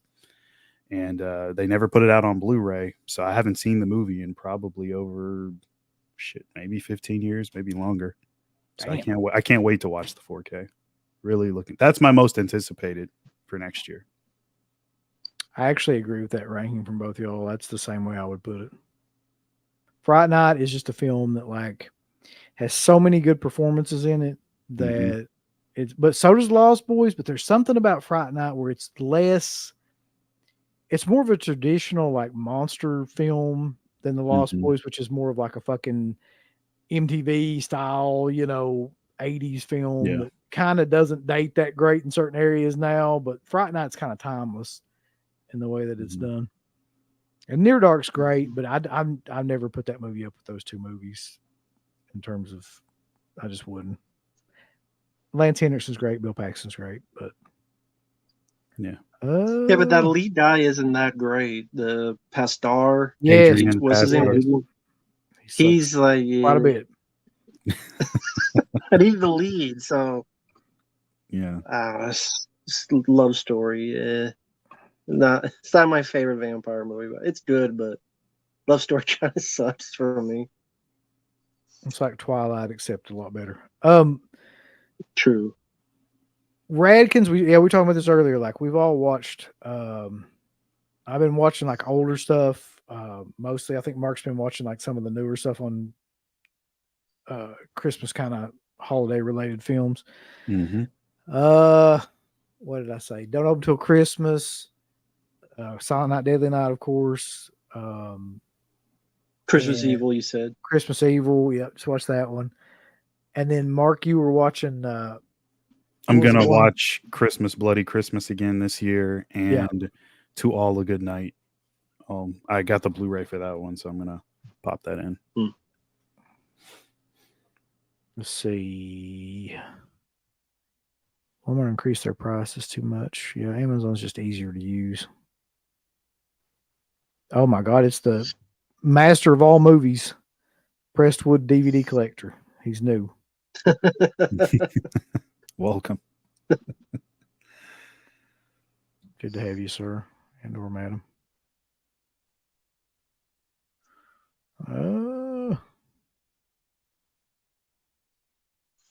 Is a madam. My name is Sarah. Ooh. Good to have you. Garrett's busy smoking weed.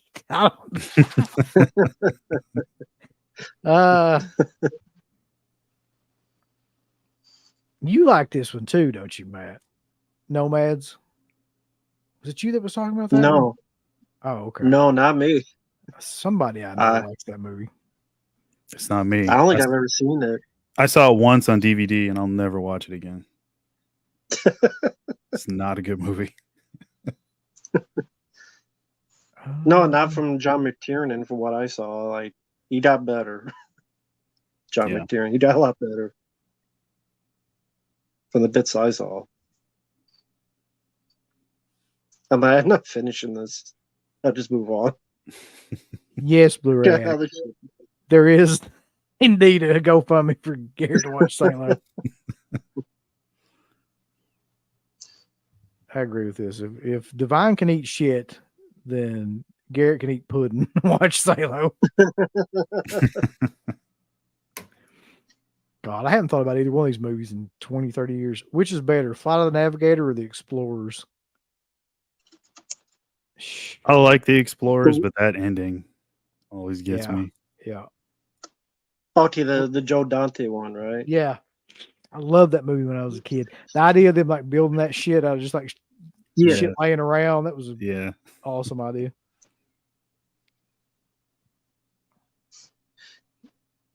That ending was a sack of giant shit. The Explorer, it's like if Close Encounters became like a Carrot Top movie. It sucked. The fucking third act with the alien doing a stand-up comedy act. Give me a break. I don't know what Joe Dante maybe smoking the Garrett's weed or something. I don't know.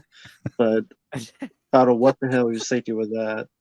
So Fly and Navigator I'll choose, because that ending so tone deaf of an ending. It's like from Spielberg to goofball horse shit. I'll be honest with you though, there's very few directors that I know of that have made like really unique films, but like they all kind of they underperformed. And Dante is one of those guys. Like, I mean, he did Inner Space, he did The Explorers, he did The Burbs. All those films kind of like didn't do great, and they didn't like make him a huge director, but they're all like really good cult kind of films. Yeah. I don't know. He's a weird anomaly in that list. Like Fred Decker's another one like that to me though too. Like he only did a couple films, mind you, but like the ones that he did were all great and just completely different than anything else that was going on. Even RoboCop. Not all. Well, yeah, RoboCop.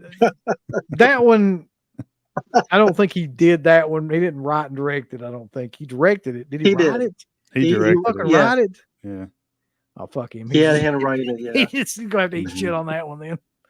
Yeah, he's admitted several times that he made a lot of mistakes doing that. But I don't trust him because he said in an interview that if he did that movie today, he would have made the whole building a robot. He said in the interview. And he would have brought So Nancy Allen back at the end as a RoboCop, female RoboCop. That and what I saw in The Predator and how he wrote that, with the kid having superpowers because he's special. Yeah, I don't know what Fred Decker is doing. I don't know what happened to him. What the fuck happened? I think didn't he do something with The Predator? Yeah, The Predator. Yeah. I think that the Shane Black one. His whatever Black and Decker. Yeah, whatever he was planning on doing, kind of killed that. It did with Boyd Holbrook smoking weed with Garrett right now. Yep. Yeah, he should have left that screenplay alone. Like he said, he went in and completely changed Frank Miller's screenplay for RoboCop 3, and at least he owned up to it and said that was a mistake. He shouldn't have changed so much. So, hey, speaking of Joe Dante, I just saw Interspace the other day. It's still a pretty fun movie. No 4K for that. Really, no features on it. So crazy. I think it's a great movie. Yeah. Mm-hmm. Lorber's do something with that. Pred says that he saw the new Netflix movie from Mick G called Family Switch. This is the one with Jennifer Garner. That he wished he would have switched his mindset to not watch that shit film. For some reason, the only movies that Jennifer Garner ever stars in are like movies where she switches bodies with somebody else. So I don't know what the deal is with that, but that's what the movie is based on. Again. So that's a real niche market that she's gotten herself into.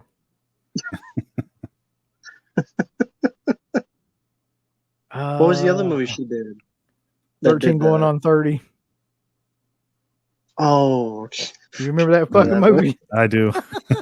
Yeah.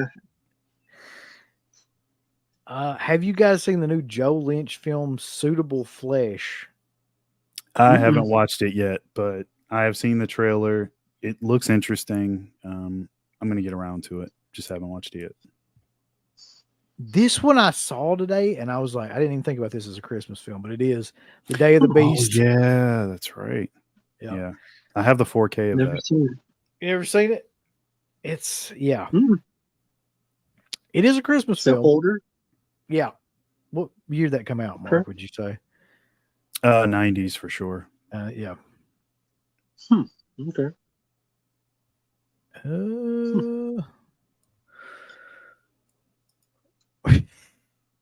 Actually, like 13 going on 30. I mean, it's probably better than 90% of the new films out today. I'll say that for it. So I wanted to ask you guys about this anyway. I had this set up.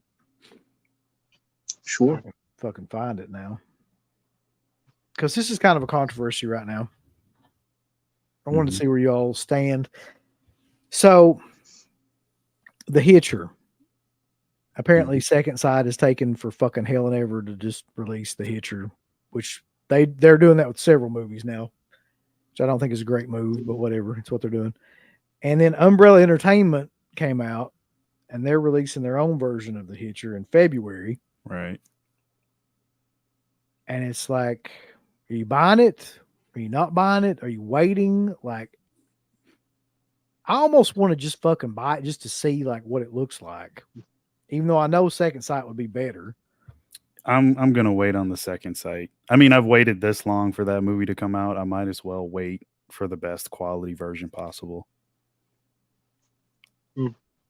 How much is the Second Sight? I mean, the Umbrella one. The Umbrella version? That's a good question. Probably like $55, I think. It's going to be between 55 and 60. And then that's you're going to have to pay import costs, so it's probably going to be like $70 to $80 maybe. God damn. I mean, I do have the film on Blu-ray. It's the one that was in Germany long ago. Yeah. Mm-hmm. And I thought that picture looked really good for what it was. I'll just wait. I mean, unless Second Sight, I can't assume there'd be any canceling, right? They've done this far. There'd be no way they cancel it. So no, I doubt it. It's one of their most anticipated releases for sure. They would really fuck themselves over if they decided to cancel that. Yeah. Yeah. I would just wait. I mean, I love the film to death, but I can wait a bit longer. I mean, I mean, Second Sight do a lot of good work. I've heard good things, as in like they give out news pieces, like, oh, it looks so amazing, all these teases, and like the whole extra material. I saw an Umbrella. I don't really care about that. I mean, the book would be interesting. I like reading about, but it's like, nah. I will admit there's still a good. There's a part that wants to get the Super Mario Brothers one. Is it like a 200-page book? But it's like $100. I'm like, that's too much money. But it's like there's a lot of stuff in there, and I'm a sucker for that movie. But the Hitcher, I can wait. I love the film, but I'll wait till Second Sight. Yeah. Well, I think Mark probably changed my mind. If it's going to be $70 altogether with all that, then I'm probably just going to wait. Yeah, those Umbrella titles cost a lot. It's the shipping that just those import prices are a lot, and that's for one title. That's just. So, what do you think eventually they would go like on eBay and maybe be a bit cheaper? Like, especially if Second Sight comes out. Well, I guess if Second Sight comes out, so. You just get that eventually. But I don't know. I'm just still kind of. I mean, that one, and they keep pushing High Tension back too, which keeps pissing me off. Like they pushed that movie back twice now, and like that's one I really want to see again too. But I don't know. I'm starting to get a little pissed off with Second Sight here lately. I mean, they do amazing stuff, but they're really dragging their feet. Yeah, I mean, it's for good reason though. I mean, they're out for perfection and to do a one-shot deal. They don't want to have to do a recall. Well, listen, they're getting ready to enter into Don May Jr. territory where it takes them 10 years to release the film. They need to chill out. But those are always worth it. I mean, that's true. He's the man. He knows what he's doing. So. Is that what happened with Trick or Treat? It's funny you bring that up, because here's sometime in the future, within the next, I don't know, month at least, we're going to be doing another interview with Slippy and trying to figure out what in the hell is going on with that, because none of us really know. I do. I wonder if he'll spill the beans, or if he's like staple his lips shut for that. He needs to tell somebody something at this point, because that was supposed to be. I mean, they didn't say October, but the assumption was October or November. That seemed to be the assumption. I would, I would put out a movie called Trick or Treat on October, around October. If I was like wanting to, because when you guys talked to them, about it seemed like they were almost done, the way it was interpreted. But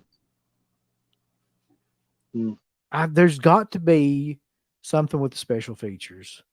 Like the movie itself's done because they already put it out on the fucking streaming service. So like, it's got to be something else. Pred says, did you see the 4K collector's edition of Titanic? $150 for paper, it looks like. He said he saw Mid-Level's review, and it's not worth that much. I didn't see it. I had no idea. Mark, you saw it? Yeah, I've seen it. It's like a really huge rectangular shaped set, and it is pricey. I don't think I'm gonna get that. I mean, if it was the what is it? It's like a 4K restoration that they did on it, and then they did like a 3D version of it as well. But it was all supervised by Cameron. It's the same thing that they did for T2, like I think in 2017, maybe 2018. I think it's 2017. Anyway, it never looked that good. I don't know what the hell Cameron does with those movies, but they look insane, and they don't even look like they came out in the 90s. They look timeless. So if it was that, I'd get it, but I'm not getting just a regular 4K. No. I knew this motherfucker would be on here. I knew he could not resist small slime coming on here. I knew it. He had to wait for his wife to go sleep. I know what the fuck you're doing. What are you talking about, man? You know what I'm That talking has about. nothing to do with nothing. I don't know what you're talking about, brother. Yeah, CK runs his household. He's the man in charge. Oh fuck. So you ready to So I talk heard to you're me? getting the pliers to Michael Felcher soon to try to get some info out of Yeah, Trick or Treat. I was actually going to message him today and ask if he would be available next week, maybe, or the next couple of weeks, so we can find out what's going on. Somebody needs to ask him, because shit. I mean, what would be your guess? It had to be some type of legal because they don't say anything. You would think the reason they would, I mean, yeah, you say they don't say anything because they don't want to ruffle feathers, but you think the calm, just to, hey, it's coming, would it have to be maybe a legal thing that they can't say anything? I'm not really sure what kind of legal thing it would be since they have it on that streaming service or whatever. Yeah, you mentioned the features. Could be some sort of, it could be related to that, or it could be some sort of packaging they're wanting to do, especially for like, which Don May, gigantic laser disc guy, right? And I gave him this idea. So if they do this, I want some extra screeners or something, Don May, or some sort of compensation. Can't do new laser discs because there's no replication plants left that can do laser discs, right? But the packaging you could still do. So if you wanted to have like a Blu-ray or 4K in a laser disc size package or vinyl size package, which I think is something they're working on. I think that with Trick or Treat, that's something that's more or less probably like a vinyl themed package. I think that's something they're probably going to do. I mean, that makes the most sense for that movie, especially. Yeah, do something like that. When are you guys getting Don May back on? I'd be interested to hear like what they got coming up for 2024. I just hope Don May's all right. Yeah, like, health wise and shit. Oh, really? I haven't heard anything about that since then. I think he's doing better. Somebody saw him at a convention not too long ago, so that's good. Yeah, when I saw him, he was doing good. Yeah, he had a big health scare, I think, early in 2023.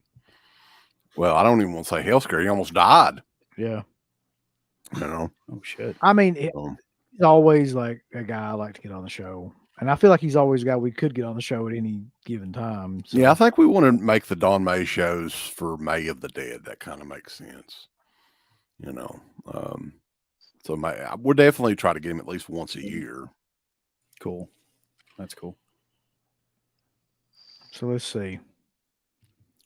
What y'all think about Candyman 3?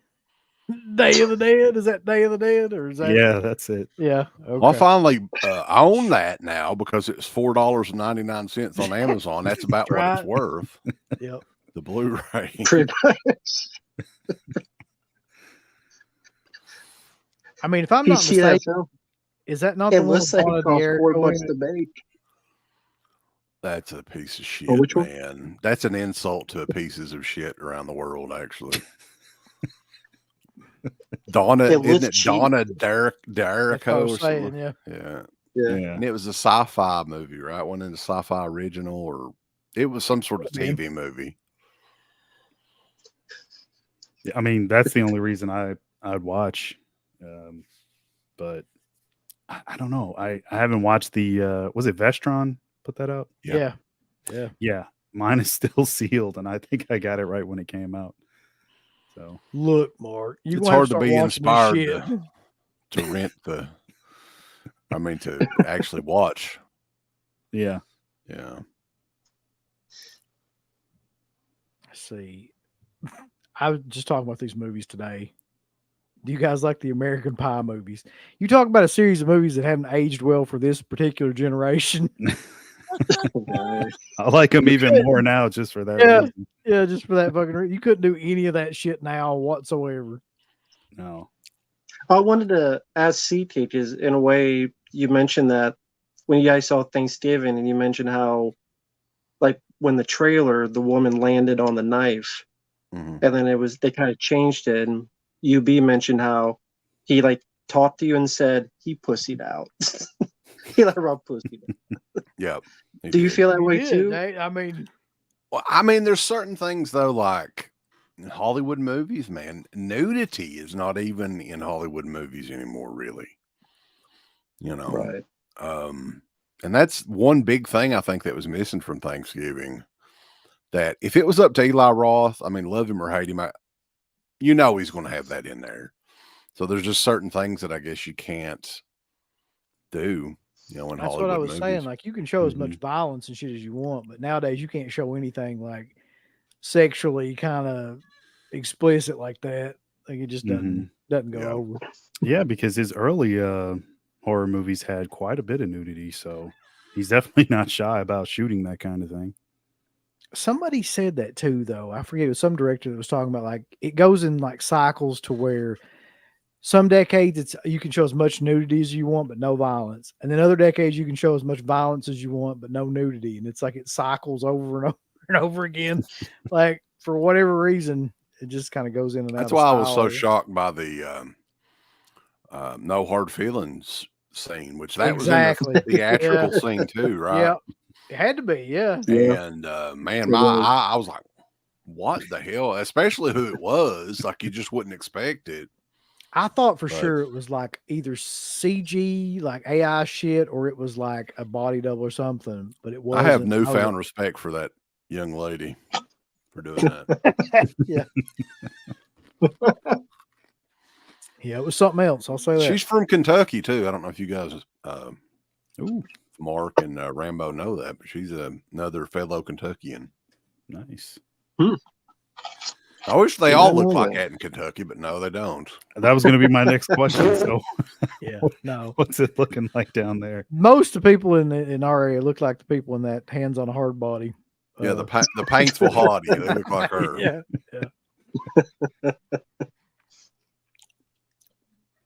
Let's see. I didn't know this. She did full frontal nudity in a spy movie called Red Sparrow. I don't watch spy movies. Not watch. You just decided that's right along with movies that involve parades in it. I don't do those either. If I know there's a parade in a movie, I'm out. No. It's interesting. That's why I was surprised you like Thanksgiving, a parade in that. I was gonna say there's a parade in that movie. It's very brief though. It's not, and it's towards the end of the movie. And someone gets decapitated, so there's that bonus. They hate parades too, so they cut that guy's head off. Stop the parade. So John Carpenter, Jennifer Carpenter, and Johnny Depp, all from Kentucky. Lots of Carpenters and Yep. And Boyd Holbrook. And Boyd Holbrook, I got. Let's see here. That's a random shirt. I don't watch spy movies or parade scenes. There's a scene in Maniac Cop with the big. I think it's Maniac Cop. Yeah. Yep. Yeah, and I just Bruce Campbell's in parade. Like, I get out of that totally when that scene. I'm like, fuck this movie. So what is it about parades? Like, it just I knew that question was coming. I've just always hated parades ever since I was like a kid. Like, I'm like, this is so shitty. Okay, want to let fucking these people throw candy and shit that is on the ground. Nobody catches it. Have you ever seen anybody actually just catch candy that's thrown at? No. It's thrown on the damn ground. You're like, oh, I'm gonna get this old fucking candy. It's dirty as shit. I need it. Who hates fucking parades? Like, me. Of all this shit, I've never heard anybody just like be like, I outwardly fucking hate parades. Well, I don't blame them. I think the parade scene in Jingle All the Way as well. Yeah, I don't like that one either. What about up to that point? It's good. Ferris Bueller's Day Off. Oh, he must hate that movie. It's been a long time since I've seen that one. Homeless people love parades. I bet they do. Oh shit. He says, yeah, but the candy is still sealed. It ain't like they're throwing the fucking candy. No, but there's enough time for bugs and shit to get into the candy, though, right? I mean, hell, Bugs. some of this shit's laying there for a while. Oh. Oh fuck. And it's usually shitty candy anyway, like Dum Dums. Who the fuck likes Dum Dums? Bunch of dum-dums like dum-dums. You're right though, because they always buy the cheapest like bags of candy they can get. It's always got that old nasty like imitation candy. Like what is it, Panter, or what is that shit called, Panter? That's like the imitation fucking Reese's and stuff. Here's one thing that I've often wondered ever since I was a kid. Dum Dum suckers suck ass anyway. They're bad. They're shitty. It's shitty candy. Who was the dumb motherfucker that come up with root beer flavored Dum Dum suckers? I love root beer flavored anything, but that's just me. Like the root beer barrels and stuff. Won't you eat a root beer flavored ass then? Such a thing? Fucking just people walking around with root beer flavored asses. Yeah. I have to check that out. I hate them root beer barrel candy too. God, I like root beer. Well, buddy, fuck you then. I like them. If you want root beer, get you a nice cold mug root beer or a Barks or whatever. It's got bite. But I ain't down for no root beer flavored Dum Dums or root beer barrels or any of that shit. You probably like I'm sorry you. I'm sorry, UB. I gotta agree with CT on this. I don't like that candy either. I have ice cream with root beer, but that fucking candy shit. Fucking bunch of assholes. Sprecher root beer. That's some gourmet root beer. What was the last root beer? What was the last root beer candy you actually had in real life? If you love it so much.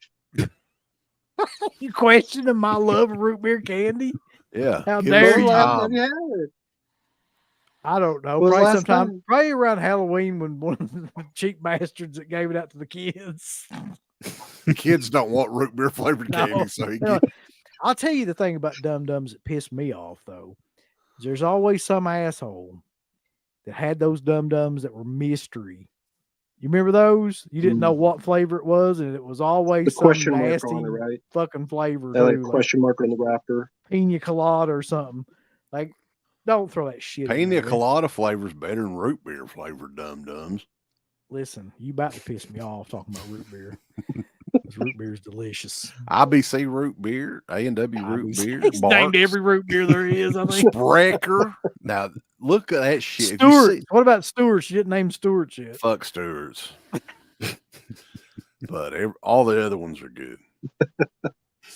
Let me tell you something else that's random too.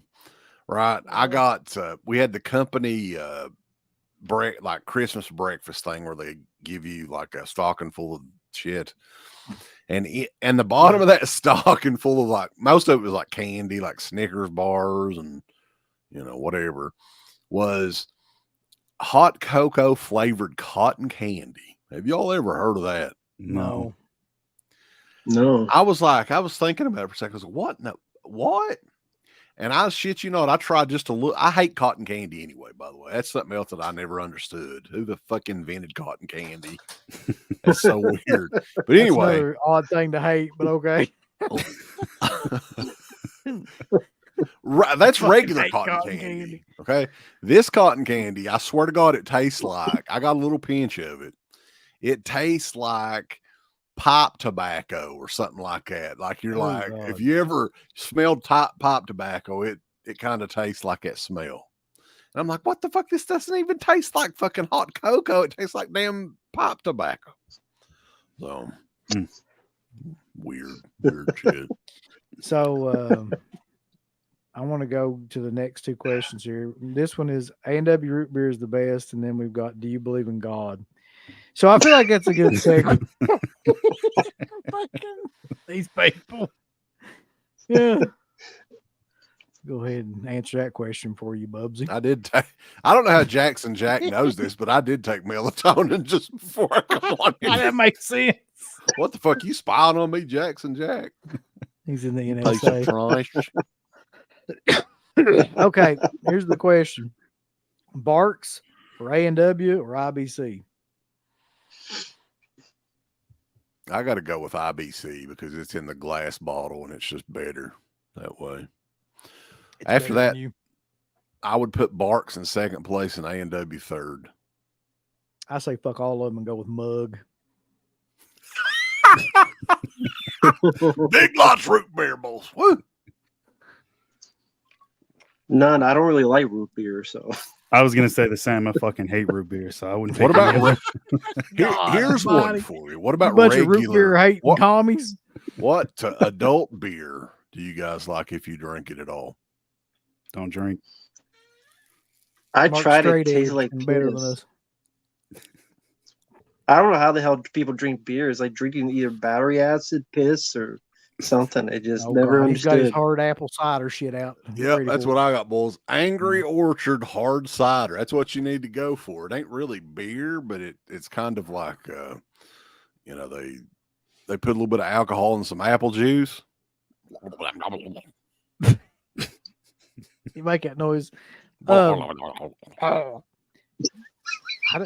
know, the weird thing about it is I don't drink anything. I haven't drank. I couldn't even. The last thing I drank was Fireball, and it was like a drink of it probably about 2 months ago. So how does that taste? It doesn't taste Fire. like liquor. It just tastes like cinnamon candy, which is why I can see people getting completely demolished Yeah, on that you can shit, 'cause easily get fucked up on that stuff. Yeah. Oh. I used to be big into the Jaeger bombs until I almost died one night, and I quit that. Yeah, that was back in the How do you day. almost die? Okay, so I had Almost like died. it was close to like a whole gallon size like pitcher, and I made a gigantic Jaeger bomb. Like, I mean, I don't know how many, about 4 cans of Red Bull and a lot of Jaeger, and I was just being really stupid. Have a damn heart attack with all that Red Bull. Yeah, Jesus Christ, It's a lot of Red Bull. yeah. I had the How long hot ago was this? palpitation, the baby. This was probably like 6 or 7 years ago. It was a New Year's party that we had, and I was just acting really wild that night. And Sarah, this is like I think first or second New Year's I ever spent with Sarah, and she tried to keep me up to make sure I didn't vomit or anything like that. It was bad. It took me about 3 days to get over it too. So at that point, I was like, I'm just not going to drink anymore. And I really haven't. I mean, I'll drink a little bit here and there, but I won't drink to get drunk anymore. Let's get you a nice I like tall this glass comment. of Everclear. Wash it down. Beers for pussies.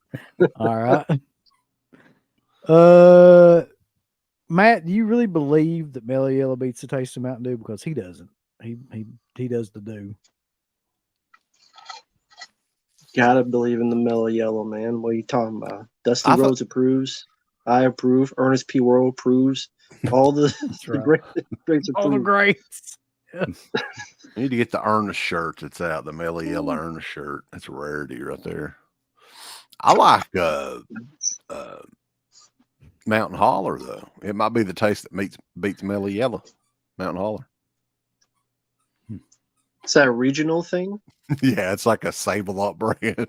I figured. Oh. You guys have a Save-A-Lot where you're at? Probably not, but No.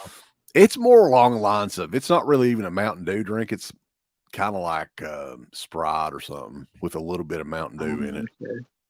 Okay. Some of his comments. I tried to give a homeless dude in Portland Kirkland signature beer, and he said he didn't want that piss beer.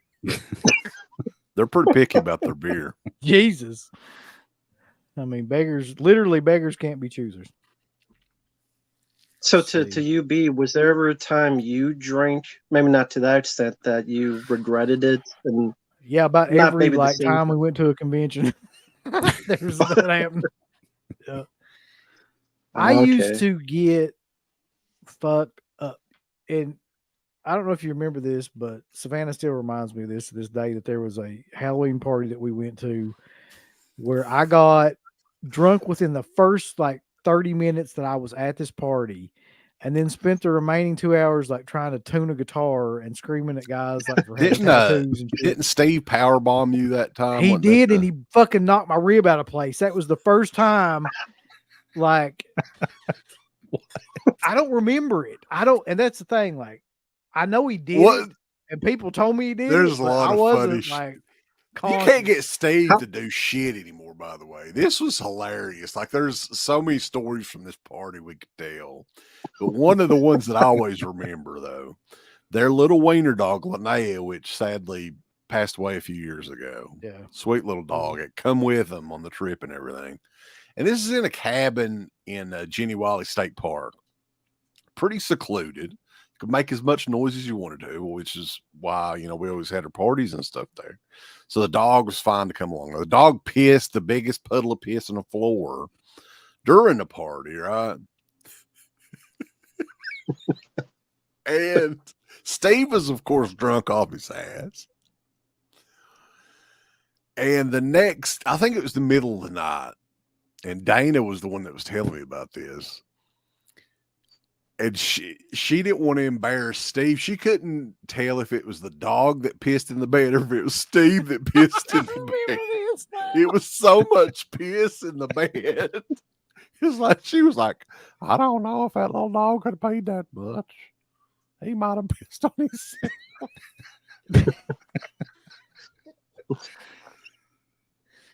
So there's literally so many stories. There's photos I think there's photos of on Facebook page. And the thing about what it I'm wondering. Oh, go ahead, man. Yeah, go ahead. That was just it.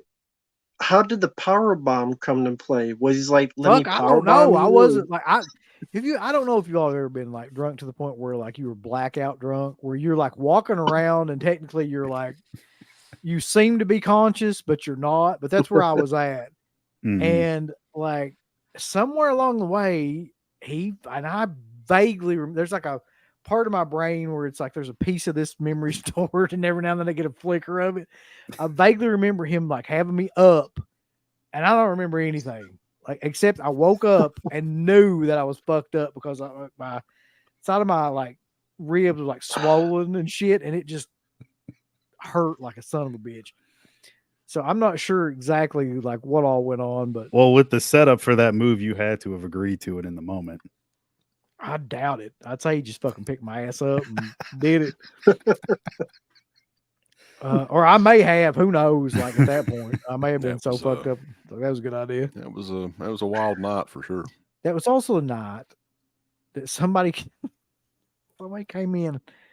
I don't remember who this person was, but they had tattoos all over like their neck and shit. Yeah. And immediately when they walked in the door, I don't know what the fuck. I was already like hammered, and I was like, "Hey, hey, tattoo neck, what are you doing?" I didn't know his name. Just fucking that kind of stuff, just constantly. And where was this at? It's like a little state park, like a cabin at a state park around here. Yeah, like right down the road from us. Yeah, when we used to. So when he powerbombed you, was it on a floor? Was it outside on gravel? I think it was on a bed. It was on the bed. Yeah. Yeah. Then he had his way with Uncle Bill after that. Yeah, he raped me after that. But that's a whole other story. We used to have those parties were amazing though. Like that's what I was going to say. We had them like every time we had like the midnight screening at the Strand, we would have like a party afterwards or whatever. So we had quite a bit of them around that time, and that was also around the time when I was very close. Maybe I was an alcoholic, I don't know, but yeah, I was drinking a whole lot then. So no more drunken commentaries in the future. I don't think we could do it anymore. No.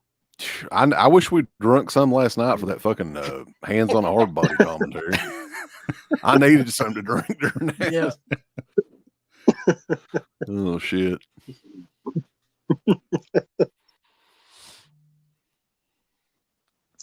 Let's see. Lots to talk about alcohol. Lots of people telling stories about alcohol. So CT, I guess Garrett's not going to be eating pudding this year. If I know you not, have to go GoFundMe going. We'll put it back up next year. If not, we're going to make him do it at some point. Oh wait, go back and listen to the Twilight Commentary. I remember about the first 5 minutes of that movie when we watched it, and then like just after that, it was just us drunkenly yelling shit at the screen. I'm pretty sure. That's another one I was glad we were drinking during, because I really don't remember that movie at all, which is good. Oh yeah, we had this question before. So CT, what was your favorite release this year? Either you thought it looked the best picture-wise, or it was the best packaging, or what was your favorite release this year? Oh gosh. The one that pops into my head immediately is that Second Sight Texas Chainsaw set that they did. Thought about that one too. And that was one that's, because Dark Sky did one a couple of months before, which looked amazing as well. And then I remember, I think I was chatting with Don May and telling him how killer it looked and everything. And he was like, just wait for the Second Sight version. That's the one I'm getting. And I'm like, yeah, whatever, man. What the fuck? And then the Second Sight one comes and I'm looking at it. I'm like, how in the hell does it look better? But it does. You know, I mean, it looks, honestly, I think that that's one of those movies that probably doesn't really need to look that good. But I mean, they did a fantastic job with it. Here's a question that probably Wes could answer better than me, because I don't usually remember this when I get drunk. But he says he feels like I would be an angry drunk trying to fight people and shit. You don't try to fight anybody. You're kind of like an amped up version of just whenever you get like ridiculously like vulgar. Kind of like talk shit. Sense. You talk a lot of shit. You don't really get angry or whatever. Yeah. Which honestly, maybe we can put them up on Patreon. I think I do have some like drunken rant stuff from back in the day. Oh, please do. I'm sure. I'm sure it's nothing but. Did I ever put the drunken wrestling promos on there? I can't remember if I did that or not. Because there's drunken wrestling. Okay. I can tell you this much though. Like, the only thing I ever wanted to do when I got drunk was play guitar. But the problem was I was too fucking drunk to play guitar. So it just turns into me trying to like fucking figure out chords and tune a guitar for 2 hours. Yeah. It's funny that one video, yeah, we're playing guitar in it, oddly enough. That I'm thinking of that we still have, yeah. I've actually fucking done this. Not this same thing, but I've pissed in like a hamper. Have we ever told the story about one of the last parties that we ever had at Uncle Bill's house, where it was one of our friends that come? I'm not going to name names. I guess I shouldn't do that. Oh my God. Yeah. But yeah, he was barely old enough to drink. We knew he was over 21, but he wasn't much older than that. And man, like, have you ever seen anybody that they never hardly drink anything, and then they want to be really cool and just guzzle as much shit as they can in front of people just to try to show off or whatever? And then literally a half an hour, maybe not even half an hour, this dude is like a fucking, I mean, he's like a puke machine. He's puking everywhere. Didn't he break something in your kitchen? Didn't he break like a glass table in there? He fell on something. He puked all over Uncle Bill's SG guitar. I remember that. And then after he left, we found puke in like every room in the house almost where he puked.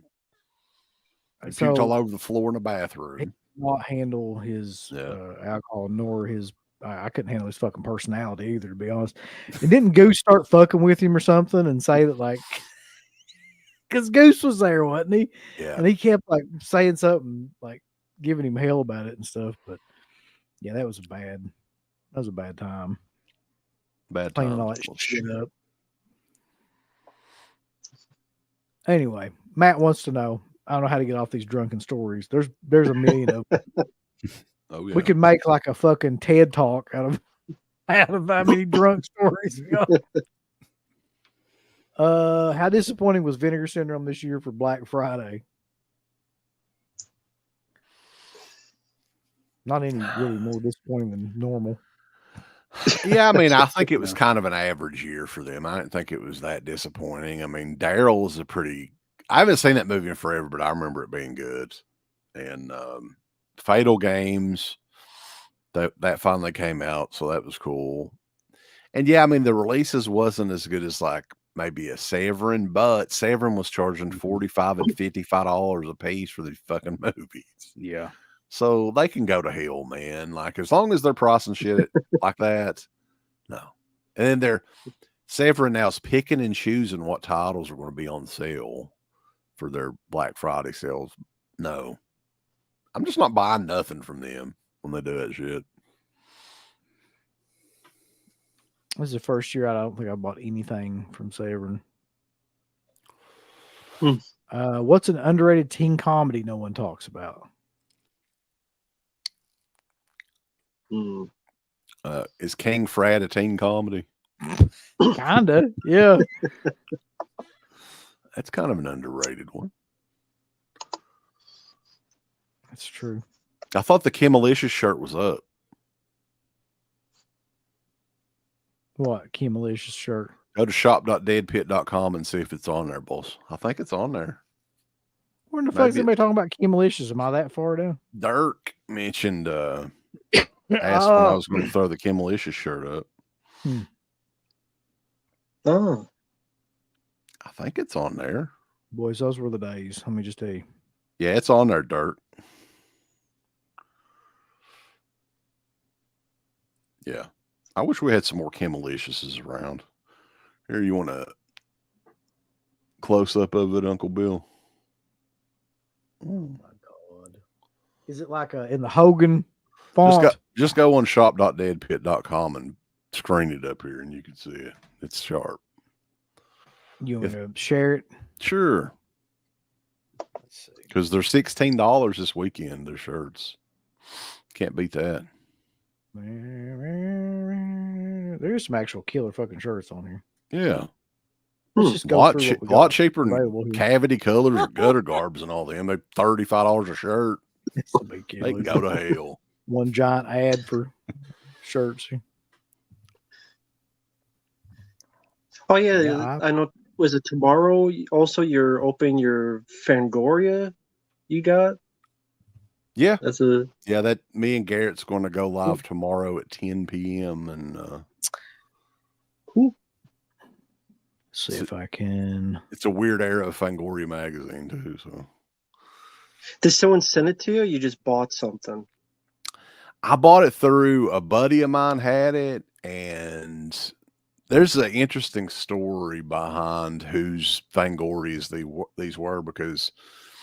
Yeah, okay. I'll probably talk about it a little bit tomorrow, but yeah, I bought them locally. I think it's like 18 magazines, and it was like $60. So it was a pretty good deal. You know, if you get one Fangoria magazine now, it's like $20. Yeah. So let's see what we got here. We got the Black that's fucking shirt's killer. $16 Black Christmas shirt, the regular Dead Pit Radio shirts, the stack VHS shirts, Christmas horror VHS stack. Yep. Of course, the Uncle Bill, CK Steve, Garrett J. Real, and Dana shirt. Yeah. There's the Kimalicious shirt. There it is. Yep. Kimalicious. You can wear it in front of Dana. She'll be extra happy.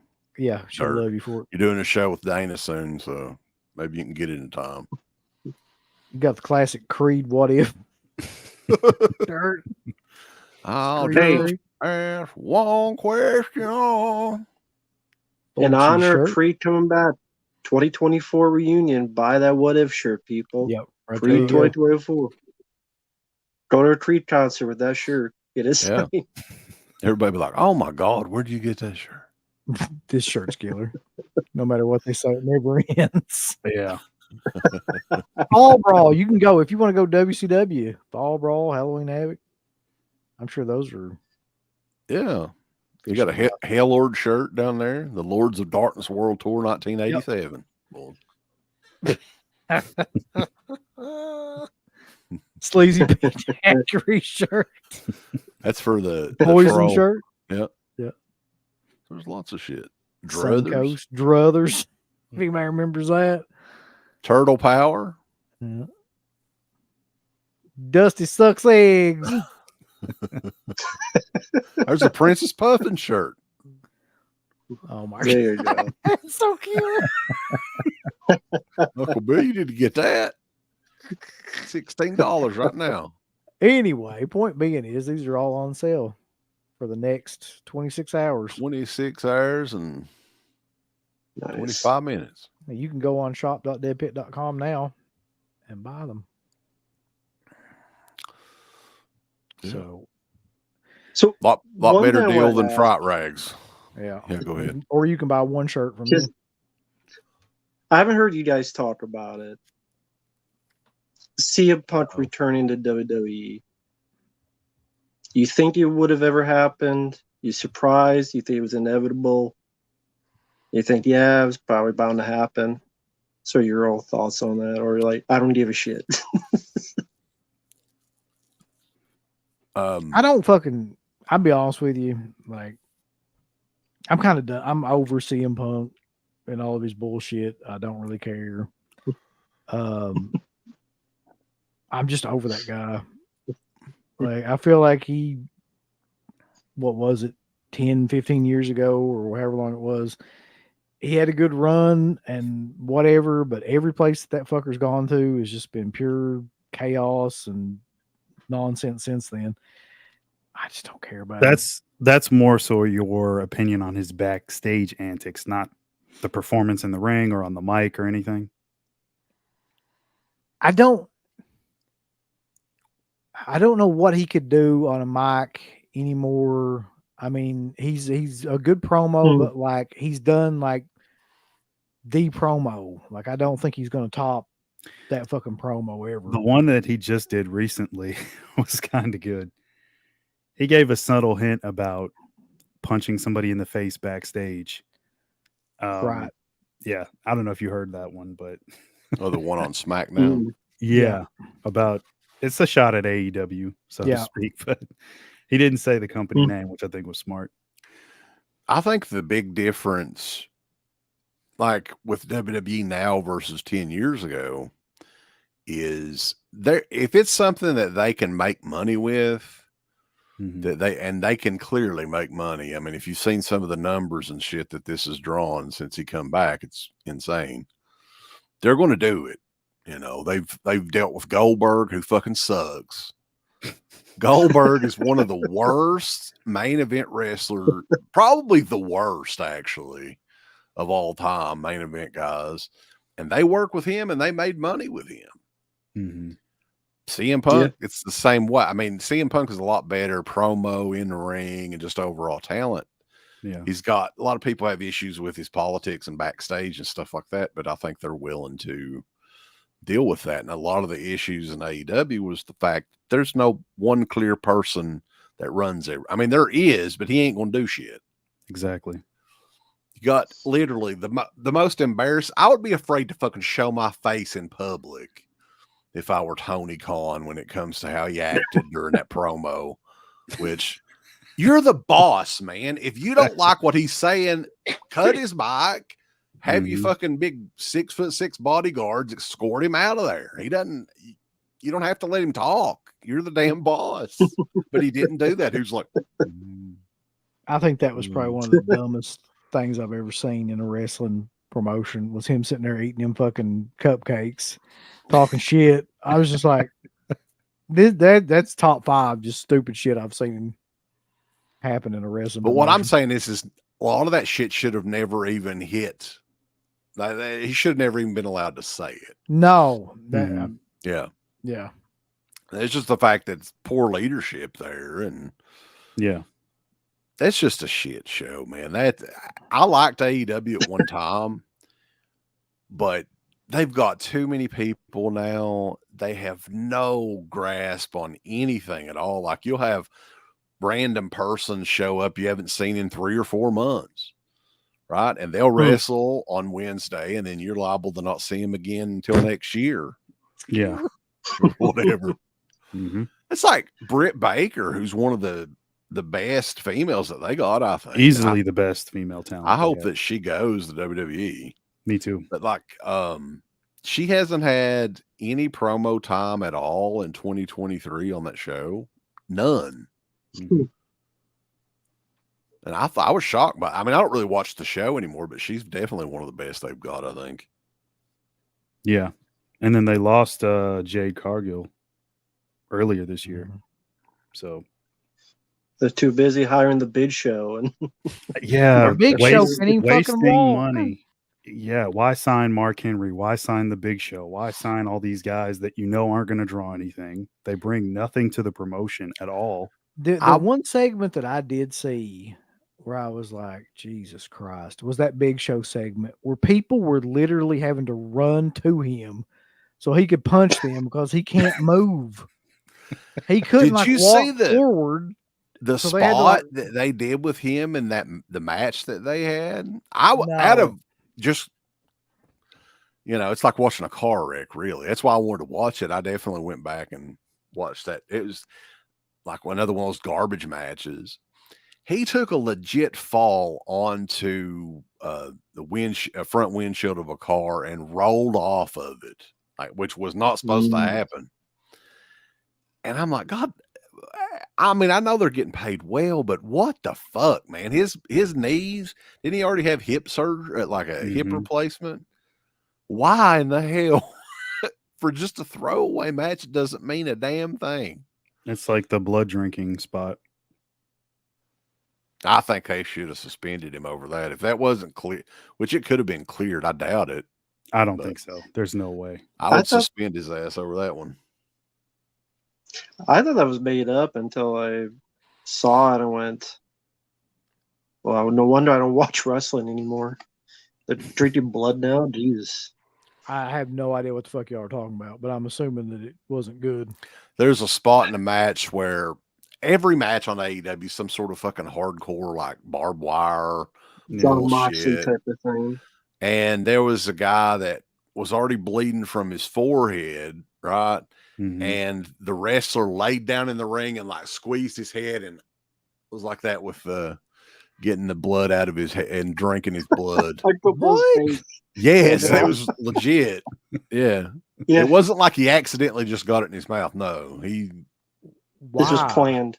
Like, what the fuck? To shock the sick motherfucker. That's all I can say. He sucks too. They're desperate. Like that guy fucking sucks. Who was it? Who was the Hangman Page? Yeah. Oh fuck yeah, he does suck. The things that I've seen him in, even I know he sucks. Yeah, he's bad. All right. So real quick though, a side note here. Can we please sing Homemade Christmas in Kentucky by Kenny Rogers? That's his favorite Christmas song. It's a homemade Christmas in Kentucky. Go to the Floyd County Detention and you might get lucky. Call up the Paintsville Hottie on a Saturday night. I don't remember that song. I don't know it either. I wish we had this shirt, but we never did this. The Falcor Princess Puffin shirts. We could killer. Yeah, we need to try to do that. Let's see. AEW is just a big budget shit indie. Yeah. Very big budget. I mean, they have some talented guys on the roster, but nobody's represented well. Nobody's utilized to their full potential. So Tony is Khan. it now? Seen an adult in a month. Is it now WCW 2000 or is going that way with AEW? I think WCW 2000 was better than AEW is. I mean, they've got better wrestlers than AEW, but at least in WCW, even towards the final days, they try to do some kind of like storylines and shit. Yeah. With AEW, there's nothing. Like it's just random shit from week to week. You're like, what's going on? You know? Yeah.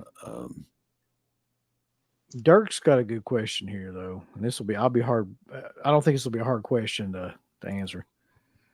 What are your top 3 to 5 worst horror films of the year? Jesus. Easily.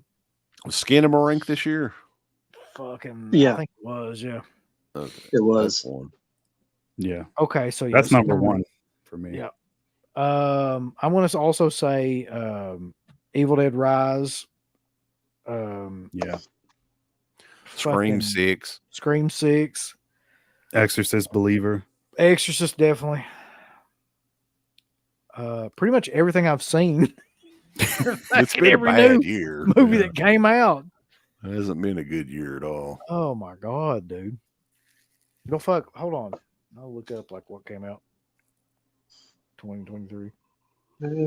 Thanksgiving was fun. I saw that recently. That was a fun one. I'll give you that. Oh god. God damn. Okay. Five Nights at Freddy's. Saw X. Oh, The Nun 2. Why did they even fucking make a Nun 2? The Last Voyage of the Demeter. Exorcist Believer. Evil Dead Rise. Scream Jesus. 6. Insidious, The Red Door, which I couldn't even make through like 30 minutes of that fucking movie. Renfield, which, I mean, if you look at it compared to all the rest of those, it was actually. It reminds me too much of the Dark Shadows Yeah. movie. Like I for some reason, it just the promo, like poster art and stuff, looks so much like that. I never want to watch it. Did you guys see Saw X? CKUB? I actually did. I watched it Mhm. on, of course, a reliable service that was Mm. illegal. Was Of a course. legal service, yes. And I had a lot of issues with it, but Mhm. it's pretty goddamn close to being like a regular Saw movie, really. Mhm. Like, you know how they got caught up, like after Saw 2, they got caught up in all the storyline bullshit to Mhm. where it just got so convoluted, you didn't even know who anybody was or like what was going on. And in Saw X, they kind of take it back to just being like a normal Saw movie where you Simple. don't really have to know Right. exactly what's going on. So in that way, it was better. Are they working didn't- on a new Saw movie yet or no? They probably are because that one did really well. Because like 2024, if I'm not mistaken, is the 20th anniversary of the first movie. Is that right? Yeah, it would be. Yeah. 2004. So why would they Yeah. not do like a movie in the 20? You know, Mm-hmm. Makes sense. The Blackening, which is Mark's favorite movie. Oh God, He was talking about that fucking one. horrible film. It's awful. The Pope's. Can't even say this with a straight face. The Pope's Exorcist. I didn't watch it, Matt. I know you liked it. I haven't seen that's it. just a did. movie that I never want to watch. Actually, It's just the name of the movie. Just I don't know. it's the Pope. I did like it, yeah. It's After,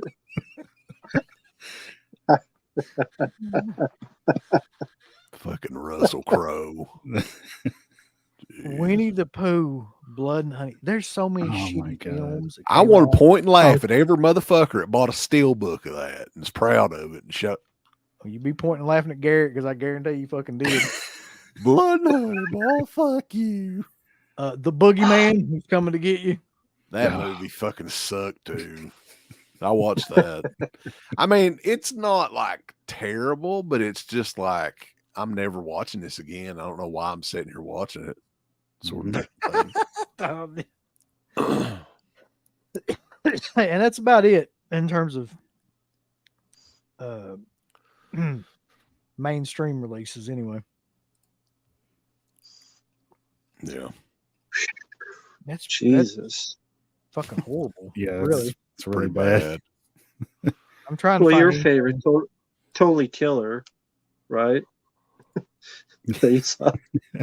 That's No, another the what was it? Pet Cemetery Bloodlines. that's another one that God Hated it. damn, man. Like we Hated need to it. we will make a list eventually when we do our year in review, but like there's 20 movies. So backstory, Fuck John out Crandall. David Duchovny's ass. Jeez. Knock at the Cabin. I didn't think about that one, but that's I guess a horror movie. Oh yeah. Drama. I don't know what you call that. I watched about 45% of it. It didn't seem like it was going to be that bad, but then like usually what about 20-minute left mark is when you're like rolling your eyes at him not Shyamalan movies. That's pretty much what happened in that one too. It just kind of didn't really do anything at the end of the movie. Mm-hmm. Dave Bautista's become a pretty damn good actor, though. I gotta give him credit. Yeah. Infinity Pool was this year. That was theatrical, right? Was that in a theater? I can't fucking imagine seeing that in a theater. I think it was. Yeah. That'd be crazy to see that with an audience. Like, I don't know how wide the release was, but it was definitely in theaters. Yeah. Oh Jesus! But yeah, I mean that's about how wide of a release is the Iron Claw movie getting? Has anybody heard? Hopefully wide enough that we get to see it.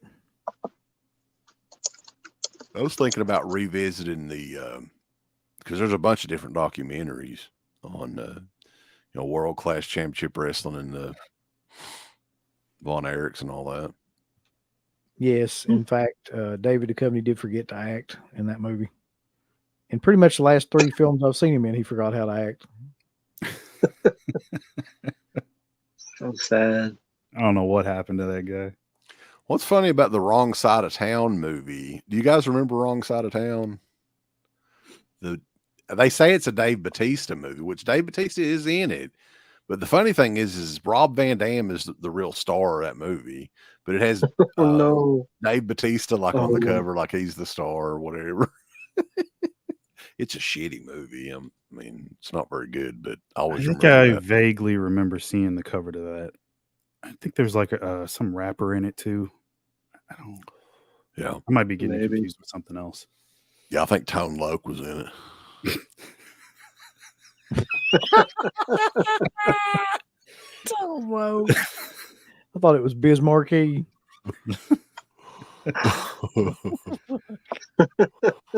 Oh shit. Mark, just you apparently. What's your opinion on Blood Rage? I mean, I like it. It's fine. I mean, I don't know what else to say beyond that. It's not cranberry sauce. I'll tell you that. Yeah. It's above average. Well, maybe slightly above average. I would say it's average. I mean, there's so many 80s slasher movies. That one's entertaining, though. Probably not for the reasons they intended it to be, but it's kind of like I can watch it. It's a tongue-in-cheek sort of deal. They're trying to. I think there's a little bit of comedy in that, if I'm not mistaken. Mm-hmm. Well, by the way, whatever happened to Mutilator 2? There was a trailer to that. The Mutilator's been waiting. I forgot. Hopefully nothing ever happens with that. The Mutilator's like, God damn it, I've been waiting 40 years to come back.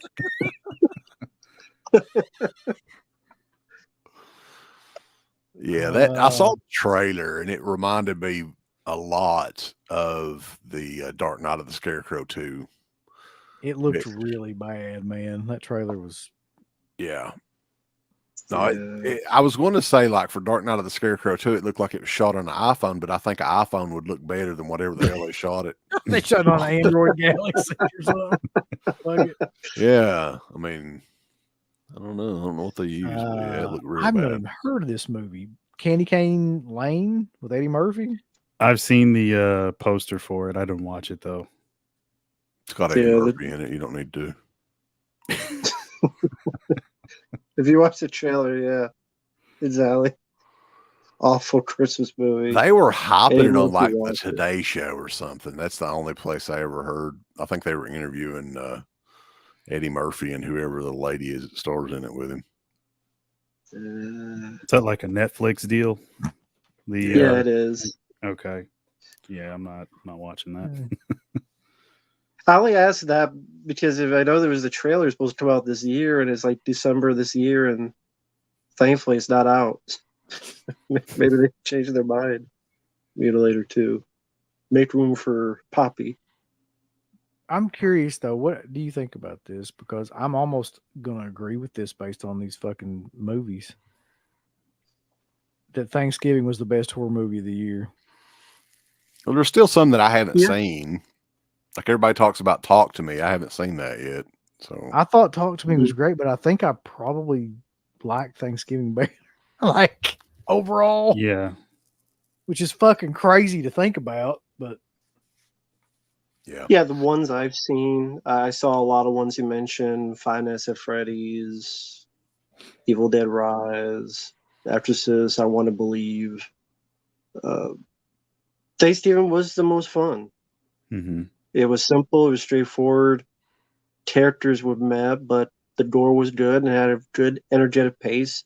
The Black Friday scene was fun. Mm-hmm. Yeah, I mean, it was fun.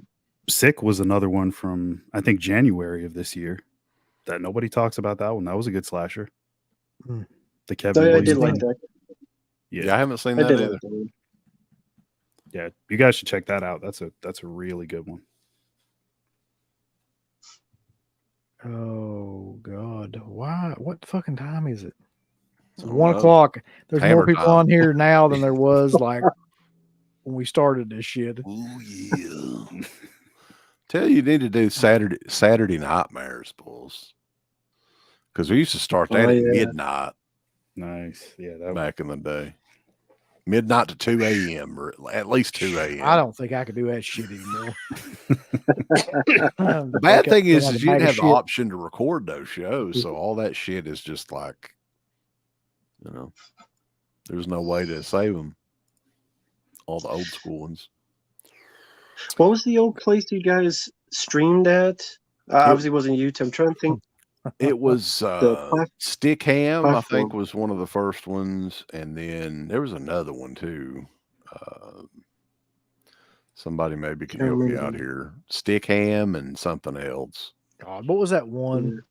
Used to use that Blog all the time. TV. Blog TV. Yeah. Yeah. I think Blog TV was first, then it's Stick Ham. Everybody keeps talking about this movie, and I could not get through the fucking thing. When Evil Lurks. Never saw it. Oh, yeah.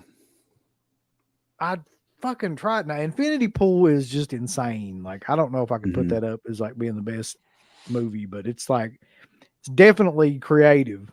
Definitely like unlike anything else that was out. But When Evil Lurks sounds like the Lost Iron Maiden song. I could not.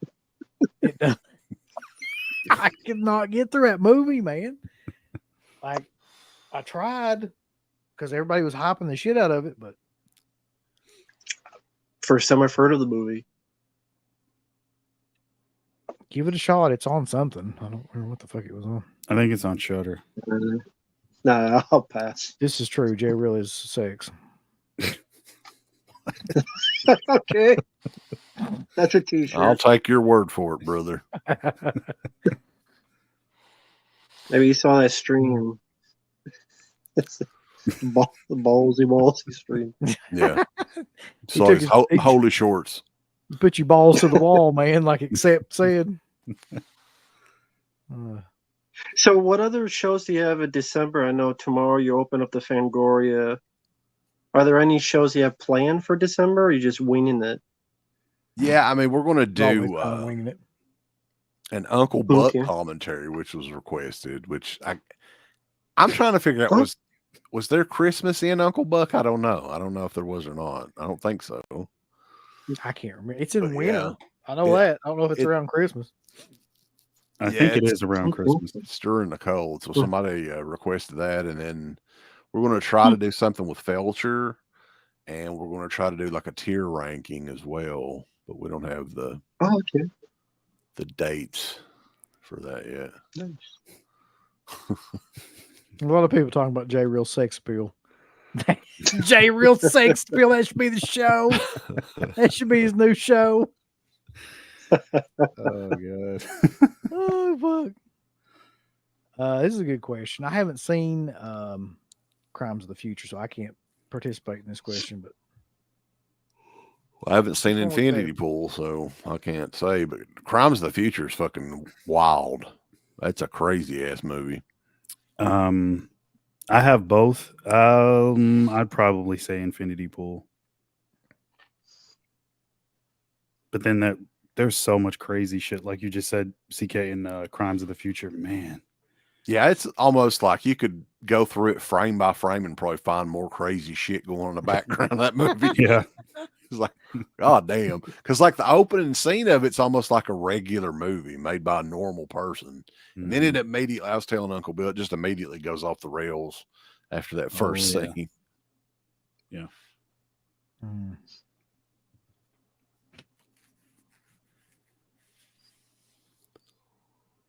Jackson says he'd rather see Steve try to stay up past 4 p.m. instead of interviewing Sleepy. Well, you will see that whenever he does the MWO podcast. That's past 4 p.m. He'll yawn a little bit, but and he'll not be happy. No.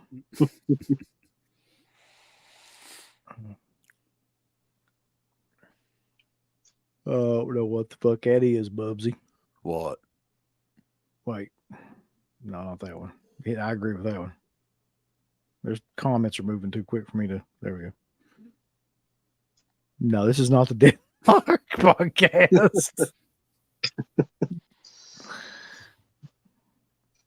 That's the silent ripoff of Dead Pit. This is Deadlock. Shut up!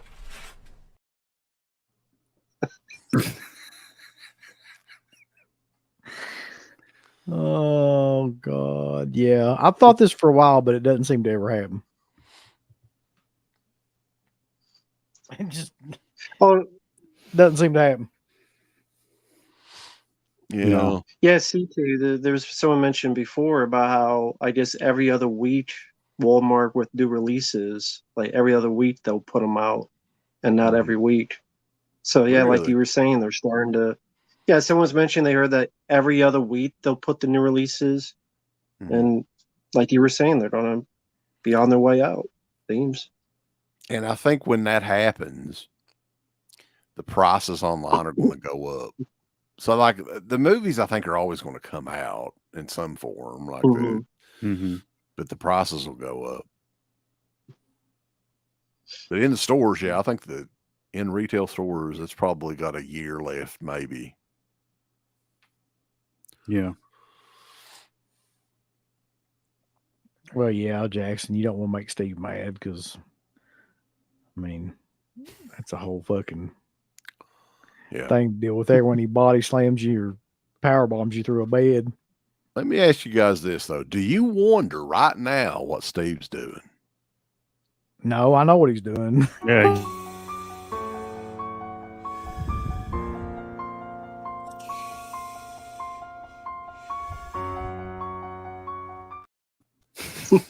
That's it.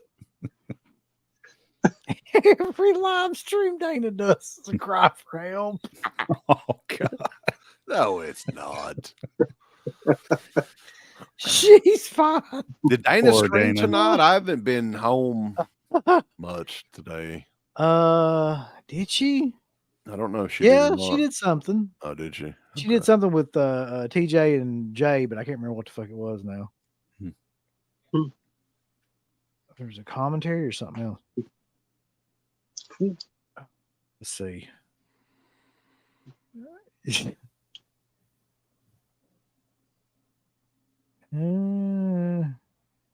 Did you tell everybody what the temperature was in Eastern Kentucky today, Uncle Bill? It's insane. It's like 71 or something like that. Yeah. What the fuck?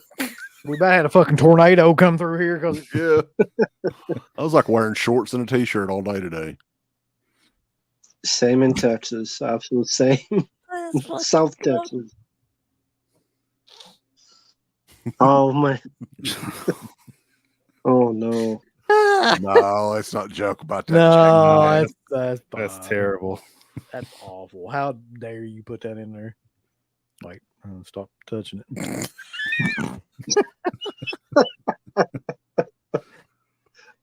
Yeah, it's what it was. Silver Bullet. She did a watch long. Oh, okay. Silver Bullet. Wish she probably did that because we brought it up and said she'd done it. Like, talked about it 40 times. So she did a commentary. There you go. Phew. That's insane that it's like past 1 o'clock and there's 130 some people in here. I think this well, is nobody the sleep, baby. The truest statements ever been said on here.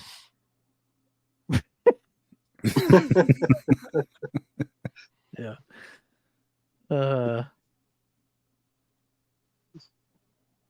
Steve's pissed off and he's eating dry cereal.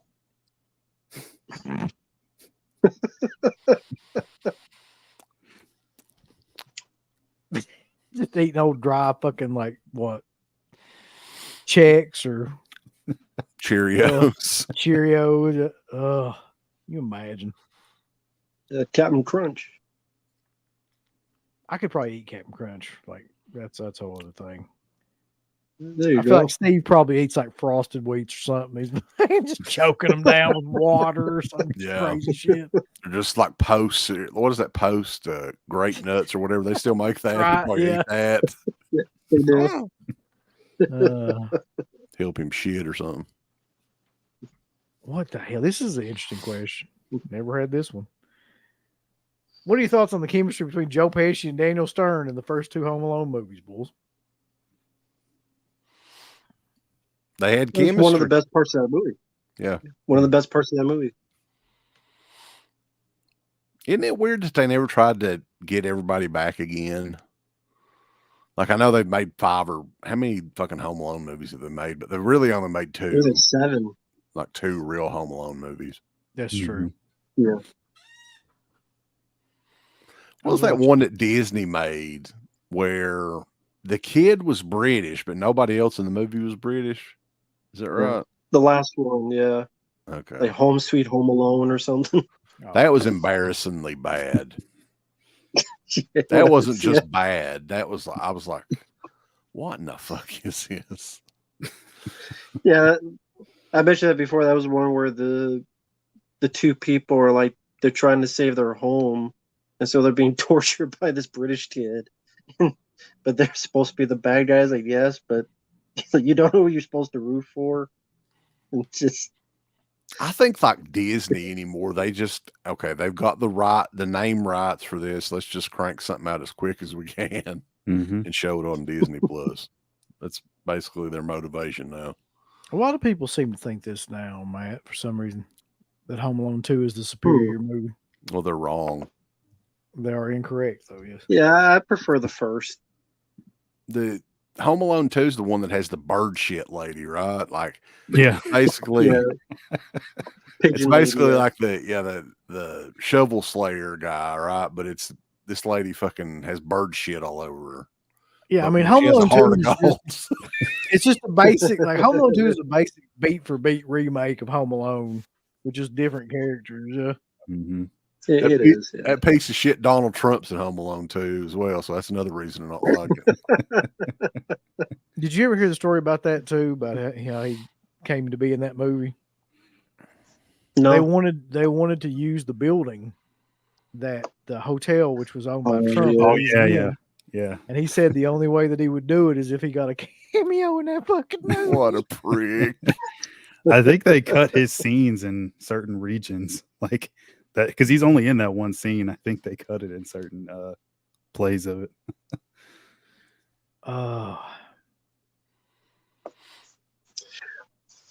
One thing I wanted to ask you, which is a new thing going on more and more. What do you think to how they're doing more and more, like on YouTube, especially these AI generated songs? Like they'll get like Michael Jackson has seen this song, and it's like it seems to be more and more. I keep seeing like more and more pipe up in my feed of like they take all these singers and other stuff. They just like create all these different songs. Yeah. It's You very think somehow like it's Yeah, go ahead. insane, isn't it? I saw Arnold Schwarzenegger singing a Whitney Houston song or something like that not too long ago. And I was like, God, and they actually put him in the video or whatever. That's hilarious. They got to get Dusty Rhodes next. Yeah. Man, like, I don't know. I think people like Paul McCartney are probably like fucking getting all excited and shit. Right. I mean, I would, yeah. The possibilities of it, of new songs with people that have been dead for 30 years, 40 years. Yeah. But at the same time, that just doesn't seem right, man. I don't know. I don't like that. Like, even what if it was like wrestling? Like, they get Dusty Rhodes' voice, and then they create like a new promo, but they use Dusty Rhodes' voice. So it's like hearing a new Dusty Rhodes promo. It seems like with all these different avenues, like if this is the birth of it, you kind of wonder where it's going to go a year from now, 2 years from now. Like they could be doing movies. Skynet. And like, hey, this. Oh yeah. I mean, it's just in its infancy at this point, and who knows? Yeah, who knows? 10 years from now, where it'll be. They'll be self-aware, and we'll all be dead. That's what's going to happen. Yeah, I mean, they already have like the deep fake stuff. Yeah, and I saw one with Tom Cruise where he was like working at like a soup kitchen. It looked exactly like, but that's the thing. It wasn't like taken from another movie or anything. It was just a guy, but they like digitally mapped Tom Cruise's face on him, and you could not tell the difference at all. See, here's my thing. I suppose that as it is right now, there's probably ways to tell, like when they do that, like, I mean, in the coding or something, you could tell like that it was deep faked, right? Like I'm sure, but everybody's thing that they're talking about now is like, well, what happens if it gets to the point where you can't tell the difference, and somebody tries to use that, like to say like blackmail politicians or something like that, where they, you know, put their head on somebody, like buying drugs or like having sex with a prostitute. You know what I mean? Like where it becomes like to the point where you can't tell reality from something like that, and then they start using it to fuck with stuff, which I can definitely see that happening. Yeah. If they do that, I hope they do something. Well, not to say that. Never mind. Never mind. Let's not get into politics. AI generated dead pit. We'll have that next. Oh yeah, I'm sure that's probably true. Fucking Russia's a whole other thing. They'll probably send a missile to my house for just saying that. Be careful of Russia now. Do you think they continue to manufacture Blu-ray and 4K players in like 5 years? Yeah, I think so. Yeah, I don't think we're that close to extinction, like Megadeth countdown. Because really, like them dumbasses at Blumhouse, the only way they can make money from those Exorcist movies is like from rentals and Blu-rays. And how they gonna make their money back at all, or any of it back? Right? Yeah. Do they still make new record players? They asked that before. Yeah, they never stopped. I mean, they still make new. They I think their records outsold CDs for the first time last year or something like that. So yeah, really, yeah, those were set. Well, I mean, if you look now, like at Walmart or wherever you go shop that has records and music and stuff, there's more records than there are CDs now. That's true. Yeah. Where do you think that came from? That shift was just. All right, honestly, probably not wrong. Yeah, I mean, people always say that it sounds better or whatever. Like, dude, if you've got a decent sound system, some decent speakers, you play a CD from 20 years ago, it's hard to even beat that sound, let alone like a newly produced CD. Records sound good, they sound fine and everything, but I never understood people saying, "Oh, it's just a warmer, smoother sound" or whatever. That's what they always say. Full of like, fucking shit. That's the thing you always heard too, is like the sound is on a CD is cold, but on like a vinyl it's warm, and like you can tell the difference and yada yada yada. I love vinyl and everything, but that's just not true. Warm, cold. Is this? Are they having sex with it? Like. Probably. Warm and moist, baby. It's a warm and moist experience when you listen to a record. That's exactly right. That's probably like more true now than ever. Like vinyl used to be, you could fucking go and buy 100 vinyls and it would be like $1 a piece or something like that. And nowadays it's like the goddamn vinyls are $30, $40. Like there's no way.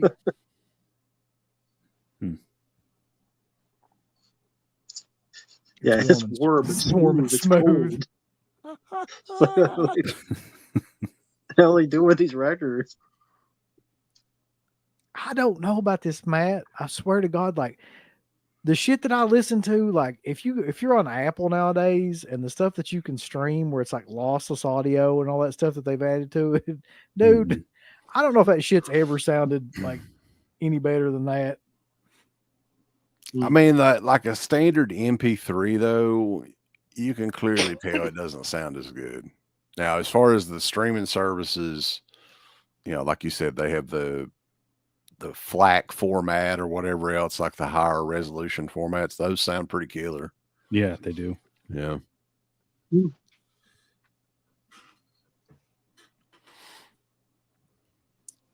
Oh God! Now you're gonna open a whole can of worms.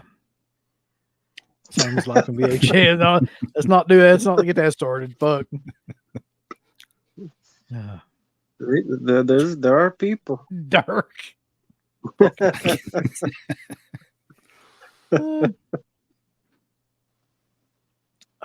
Favorite streaming service? I don't watch any.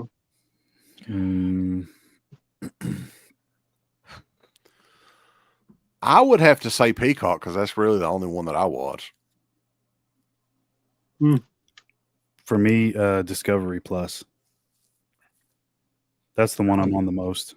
I love the true crime documentaries. Tubi, yeah. I'll use Tubi. That's a good one. Tubi's good. I forget about Tubi, but yeah. In terms of like, you want to find any like obscure old horror films or shit, yeah, that's the one to go to. Tubi. Is Plex considered a streaming service? If it is, then I'm definitely down with that one.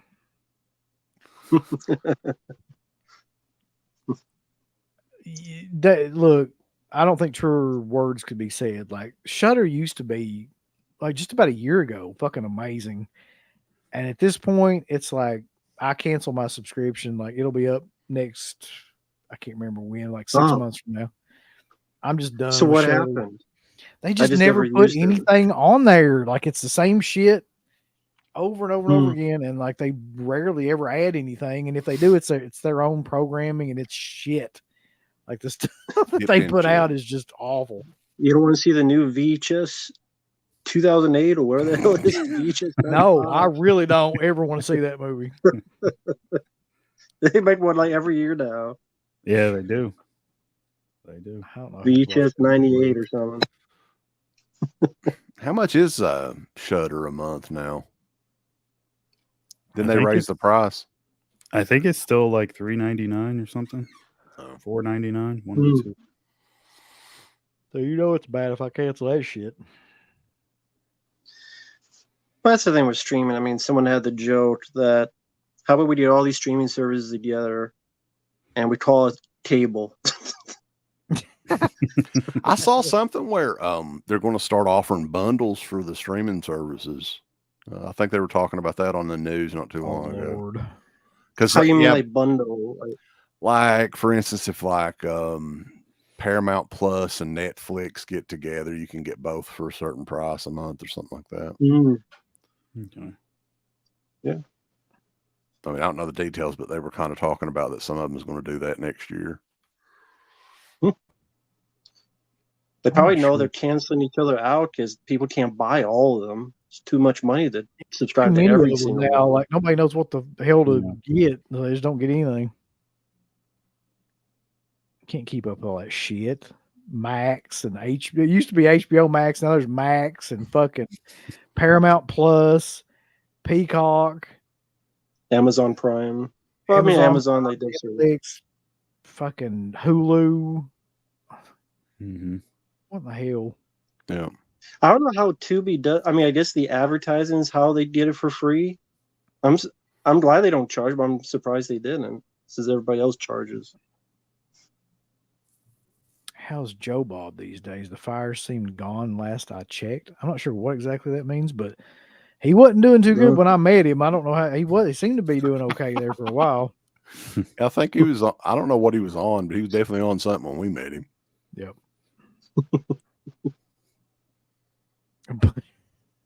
That's true.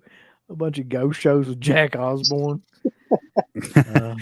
No, I mean it's got a lot of really good true crime stuff. Like you guys just did the cult show recently. Oh yeah. And there's a really good show on there where they interview all sorts of people that have not participated, but have been at least around some of the crimes that have happened, like the Warren Jeffs thing. They interview his brother.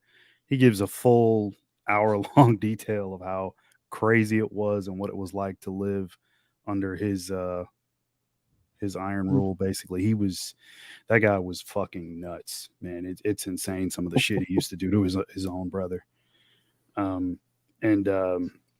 Even random stuff that's really interesting, like the guy who became a serial killer because of the sequence in RoboCop 2. What?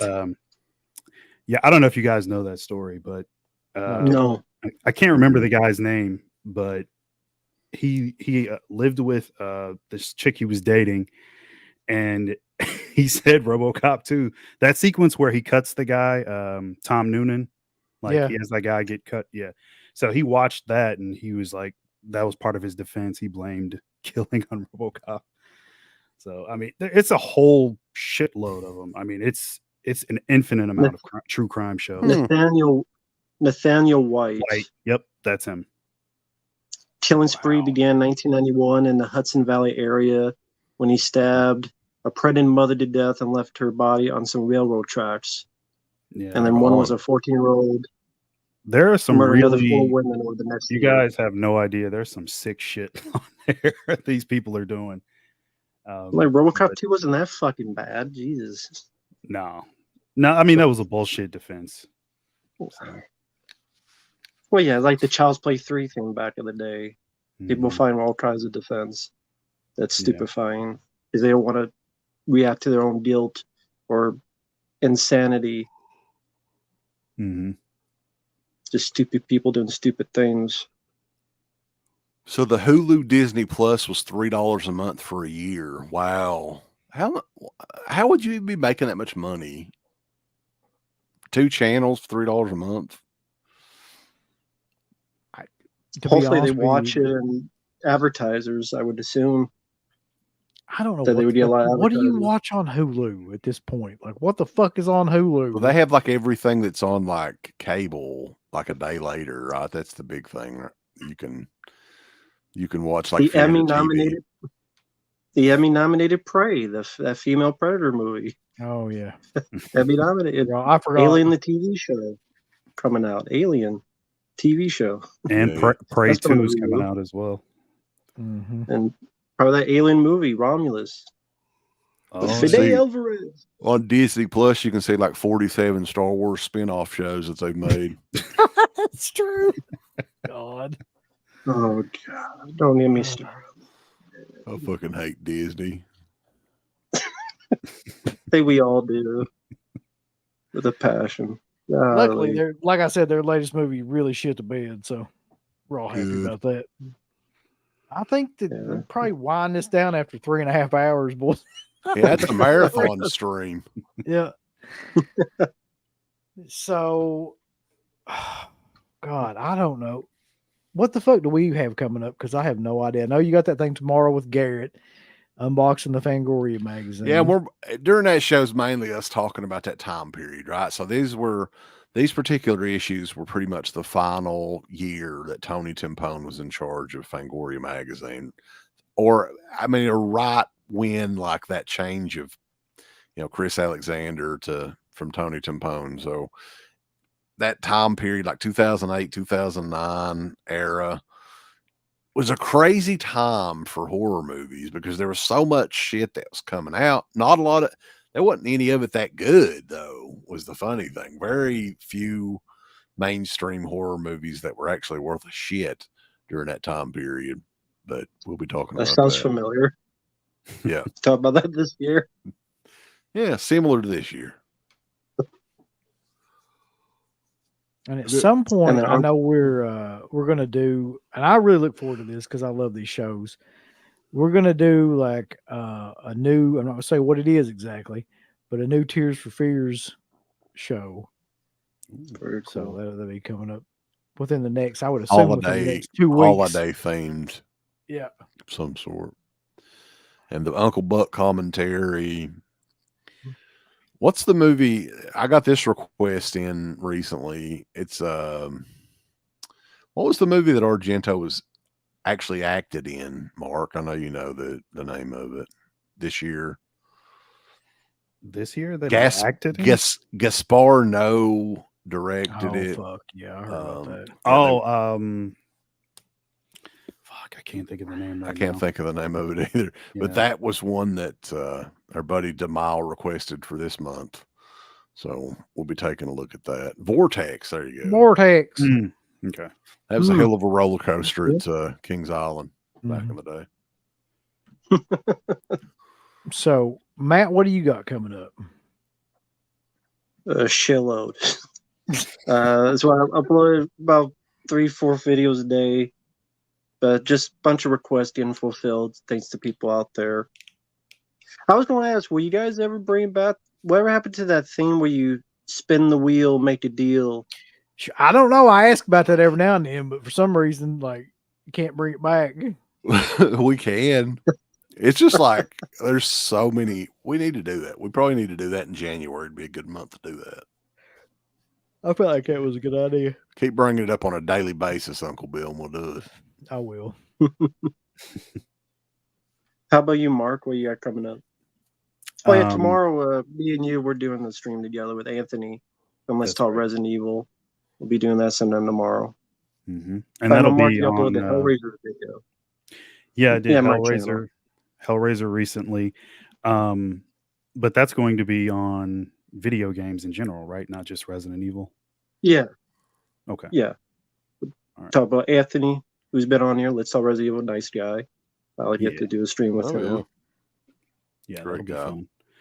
As far as my own content goes, I'm not even sure what I'm doing next. I have no idea. One thing I think you should do is you can send me that Hellraiser Bloodline set for Christmas, and I'll review it on here for you. I'll get right on that. No, but I gotta ask this because I've brought it up so many times, and I know CK or UB, one of you are gonna forget the home episode of X-Files. I told Uncle Bill I was down to do it. He just don't want to fucking do it. I tried. I was like, buddy, let's do it on Sunday. And he's like, I can't do no shows on Sunday. I'm not going to do it. I've got anxiety about work the next day. I can't do nothing that day. I didn't say I had anxiety about work. I said my mind is just not in. Like, I'm thinking about all the other shit that I have to do and get ready for and stuff like that. You're worrying about shit that you don't need to worry about. That's anxiety. That's preparation, motherfucker. Anxiety. Like needless preparation worry. H. I think you're confusing the concepts, but I just can't. I don't know. Like, I don't want to do a show at 10 o'clock knowing that I'm going to have to go to bed like right after and get up and fucking have to do all this shit. It just that don't work for me, brother. Well, I do like I did. Take you 10 milligram of melatonin right when you start the show, and then by the time you get off there, you'll be ready to pass out. That's true. Plus, I don't know about you, and you probably know this too, and that's probably part of the reason for the melatonin, but every time I do a show, I'm always like really wound up for about an hour after the show. I don't know why that is, but so I just decided to stop doing shit on Sunday. That's just, I don't know. Well, fuck you. Well, I mean, you can go. We've got a pretty cool show that we're going to be recording probably this next week, but we can't talk about it yet, right? Oh, well, I don't know. Are we? Yeah, I think so. I don't think we're. Yeah, it's one thing. One thing's for certain. We'll definitely be talking about a bunch of shit one way or another soon. Yeah, there's a bunch of shit that went down the last couple of days. Yeah, that will eventually. It's like gold. It's future podcast gold. But we can't talk about it yet. But someday. Yeah. Yeah. So I guess that's it, though. You can check us out. Uncle Bill's feeding off the energy of the dead pit of maniacs, brother. I'm fucking. We're 3.5 hours into this. Ain't no energy left. So you can check us out over at deadpit.com, Deadpit on Patreon, shop.deadpit.com, deadpit at your grandma's house.com, all kinds of different things. Deadpit hats are available. You can buy that Into the Pit DVD you see there. You get Signed signed or unsigned. unsigned copies. Yep. Perfect stocking stuffers for the holiday season. I'll even write Yeah. fuck you on them if you want me to. Fuck you, son. Fuck you. Yep. So yeah, I guess for Rambo and Stuntman Marq, and for, as always, deadpit.com, I am Uncle Bill.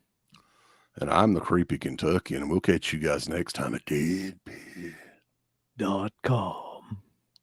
Oh fuck, I gotta find the outro now. I wasn't prepared.